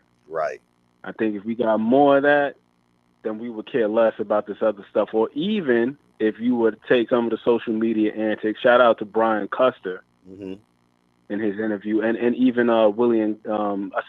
Gillian Wallow for touching on some of these things. So even if these guys are going at it via social media, when you do an interview with them, find a way to throw that in there. Oh, well, you said such and such, and capitalize off it. That's right. Yeah, got to.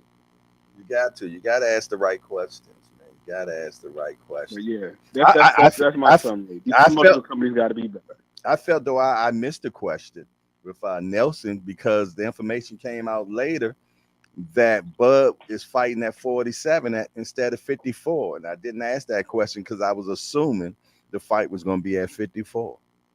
I assumed the fight was going to be at 54 instead of asking the question about the rematch when I had him right there. So I definitely dropped the ball on that. But hey, everything is a learning thing up in here, man. I tell you what, I won't forget the next time, man. I'm not going to assume the next time. I'm not going to assume the next time, Jack, because he had to come out and tweet it. He tweeted that when I had him right here. You did? So, and we talked rematch and everything. And he even said something that made sense. He said when he was in here, he was like, Yeah, the rematch supposed to happen. I guess it's just based if Earl's going to ask, if he's going to accept the conditions of the contract. And I even asked him. I said, "Well, I thought the contract was already negotiated when y'all first did the first one." He's like, "Nah, it's a new contract now." So I should have dig deeper, and I didn't. There it is. You did, and I see this the next day. I'm like, God damn, where this come from? I had to rewatch my shit and see. Did he say it on my show? And I missed it. But it's all good, man. It's all good. It got out there, man, and it took a blaze. It took a blaze, man, for sure. So next thing, matter of fact, I got a sign right here now that says "Dig deeper." Dig deeper when you're doing them interviews, man, to make sure you uncover every stone, man. You did. So there it is. What else you got going, Ant?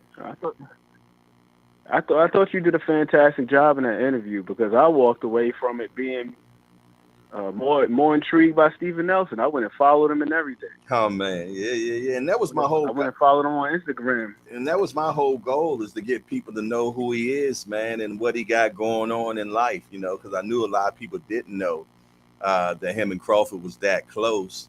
You dig? And like I said, he got so many stories of him and Crawford growing up. It's funny, man. You dig? Like he really didn't get into the story about when they had that fight. He was fighting and he was getting jumped. And next thing you know, Crawford came in there, man. And he said Crawford knocked out the biggest dude that was in their fight, Jack. So the first time he told the story was real heavy. But it's an interview that's already on the channel. If y'all dig a little bit deeper, him and I think we end up doing like 45 minutes before. So if you want to check that out, it's definitely in the archives of the YouTube channel, man. But listen here, and I appreciate you coming in the building again. You dig, and enlighten us with your information and your historic information, man. Because I see you're definitely a student of the history of boxing as well, man. So that is always beautiful, man. Before you get on out of here, man, give me your last remarks of what you got going on and what's your plans for the rest of the day. I'm probably going to add something to my fight log. Mm-hmm. Got my little fight log that I got going on. Originally, I was going to keep an actual physical journal and write down the fights with all of the pertinent information pertaining to the fight. Mm-hmm. But then I was like, you know what? I'm going to let BoxRec do all the hard work for me. So every time I watch a fight, I'll go and I screenshot it. Mm-hmm. And it's, for the most part, it's typically just like older fights. Like I watched Jack Dempsey and George Carpentier from I think it was 1917. Mm-hmm. And that fight had like a real interesting distinction. It was the first $1 million gate in boxing history. And it was also the first televised bout too. Because prior to that, fights were, kind of just like recorded on radio. Yeah. Stuff. And then also you had to listen on radio. Mm-hmm. Mm-hmm. And then another thing that was interesting about that fight too is, we talk about guys coming up in weight, right? Mm-hmm. George Carpentier started at flyweight, went all the way up to heavyweight and challenged Jack Dempsey. Now he got his ass whooped, but he tried. He went from flyweight to heavyweight. George Carpentier. This in the early 1900s. Yeah, man. But back then, man, they would fight. They would fight 20 and 30 and 40 rounds too, man. Yeah, they used to have 45 rounders. Yeah, that's crazy. That is insane. I come from the 15 round era. That's what was going on when I was coming up. 15 rounders, you did. Then they boiled it down to 12. But yeah, man, they was fighting, man, so many rounds. It was crazy. Joe Gaines, I think one of his fights went so long, and it was in one of those deserts, man. And they said that's what really messed him up, because he ended up fighting one of those fights, man, a long time ago, man. And it went so long that it messed him up so bad. Matter of fact, I gotta get Same thing happened with Joe Frazier against Ali. A lot of folks don't know that he ended up going he was blind in his left eye because he had kidney issues from dehydration because the fight was so grueling. Dang. I can't remember which one. It was one of the fights with Ali though, but yeah. Mm-hmm. And he actually had to lie to the what do you call it? The state commission. Mm-hmm. You know, when they do the pre-fight physical exams and all that stuff. Yeah, man. But yeah, for a long time, folks didn't know he was actually blind in one eye.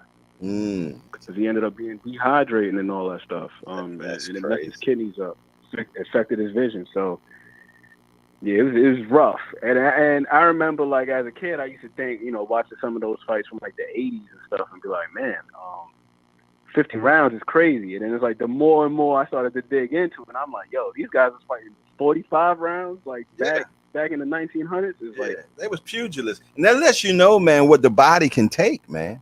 It lets you know, man, the body is built marvelously made, man. Because them guys was pushing it, man. They was pushing it, man. And they weren't even wearing the gloves that they wearing now, protecting their hands and all that stuff, man. Some of them guys just had rawhide wrapped around their hands and shit. Yep. And another thing too is a lot of these guys didn't have the same training apparatuses that we have now. You know, it's so far advanced, and then not only that, but you have a wealth of history to pull from in regards to how to prepare yourself for a fight. But you see some of these guys' bodies. Like I was looking at what's this guy, Battling Siki, from like way back in the day. He was like the first African champion, if I'm not mistaken. And this dude was built. And it's not like he had access to, you know, the gyms and all the stuff we have now. So to your point about the human body, I don't really feel as though it's really evolved much over time. It's just we have so much information to pull from. So you could say like, okay, this works a little bit better, that works a little bit better. Then even then, like, look at Marvin Hagler. Dude used to do his road work in combat boots. Yeah, Ali did too. He said training shoes. He said training suits. Them training shoes made guys soft. He's like, yo, y'all run around in these trainers making you soft. He used to do his road work in combat boots and then do like ballet and stuff. Like the military balance in his footwork. And that's what the military had their soldiers running in. So, but you know another thing, man, back in the day, these guys is fighting 45 rounds and all that type stuff. There wasn't no foot movement back then, really, man. They weren't moving around like how these cats, man, them guys are standing in front of each other, man, and just doing boo-bop bang on each other, man. No, there's a lot of infighting for sure. There's a lot of infighting for sure. There's a lot of that, a whole lot of that. A whole lot of that. And then also I had it's giving me a lot more appreciation for a lot of those older fighters too. Just watching some of the more subtle things. I think that, you know, you got some guys like George Foreman, for example. Like, he's got this reputation of just being this big, strong, brute guy. I feel like his intelligence was extremely understated. Extremely understated. Yeah, true. That dude is super sharp. It's like the more you watch him, he does a lot of subtle things, especially in regards to control, putting guys where he wants them. His defense was amazing.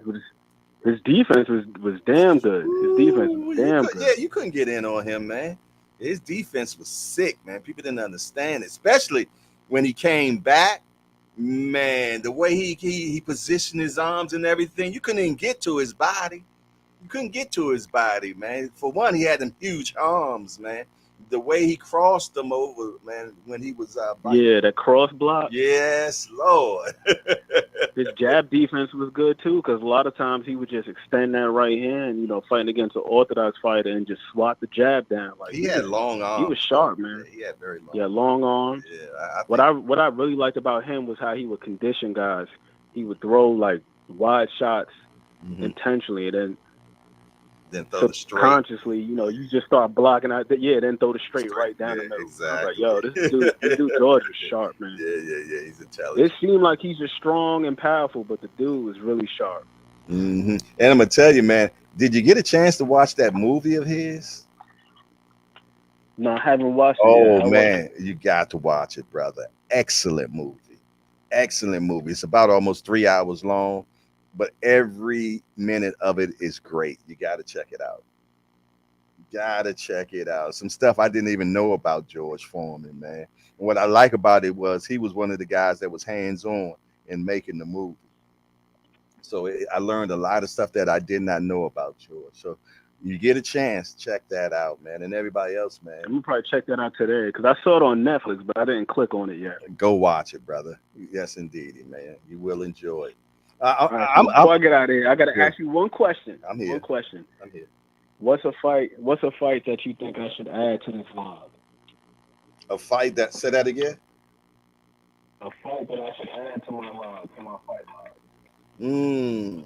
It's a fight that you enjoy. It doesn't even necessarily have to be your all-time favorite or something like that. Well, I'm going to tell you one fight that I always love is Bo Holyfield, man. Any of them. You dig? But the first one, I love the hell out of it, man. Bo Holyfield. It just to see what Holyfield, man, where he come from, man. You know, because he's a little dude, man, and just to get in there, man, and the warrior that he was, it just made an amazing fight. It was just an amazing fight. I like that fight, and I also like Spence Porter fight. I love that fight too. Those two fights I really enjoyed a lot, man. Some of my fights I got to think about back in the day that I probably want to tell you about as well. But it was one thing I was about to say. It's a guy I want to get on here, man, because you're going to love this guy. I don't know if you caught him when he was on here about a couple of weeks ago, because I'm not sure if you were, I don't think you were here with us yet. But the guy, Brother Umar, books before is hooks. Books before hooks. He started a program in Baltimore a long time ago that said books before hooks, man. When you're talking about a historian of boxing, oh man, and knows boxing like crazy. When you get a chance today, check interview I have with Brother Umar. Excellent. I mean, this brother knows his shit, man. He knows, and historian, oh my goodness. He done sparred with Sweet Pea and everything, man. He's just an amazing guy, man. So definitely check out Brother Umar, and I'm gonna get him back on here, man, because he's the type of cat you just wanna ask questions, man. You know, he's an older cat, man. He's definitely in his 60s, might even be in his 70s, but I know for sure in his 60s. And he's just those are the type of cats I like to talk to, man. The ones where I could just ask a question and just let him talk and just shut the hell up. Oh, that guy. Well, he's one of them cats, man. He's one of them cats, man. So definitely, I'm definitely gonna get him back on the show. My family make sure that I put that on the list to get him on the show this week, man, because you would love him for sure. You would definitely love Brother Umar, man. Yes, indeed. I literally just wrote that down on a piece of loose leaf. As soon as I get off of here, I'm going to throw that on the TV and clean up and listen to that interview. All right, then. Well, listen here, brother. It was truly a pleasure. Shout out to everybody in the chat, man. We had another great show today, man. Appreciate everybody that showed up in the building. I'm going to check out on some of our soldiers I ain't seen in here in a minute. Make sure everybody good. And other than that, man, this is your boy Jay Hardcore Boxing News. Got my guy Ant McQueen with me right now, and we out of here.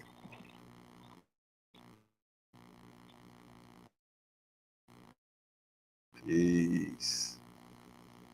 How you turn this thing on?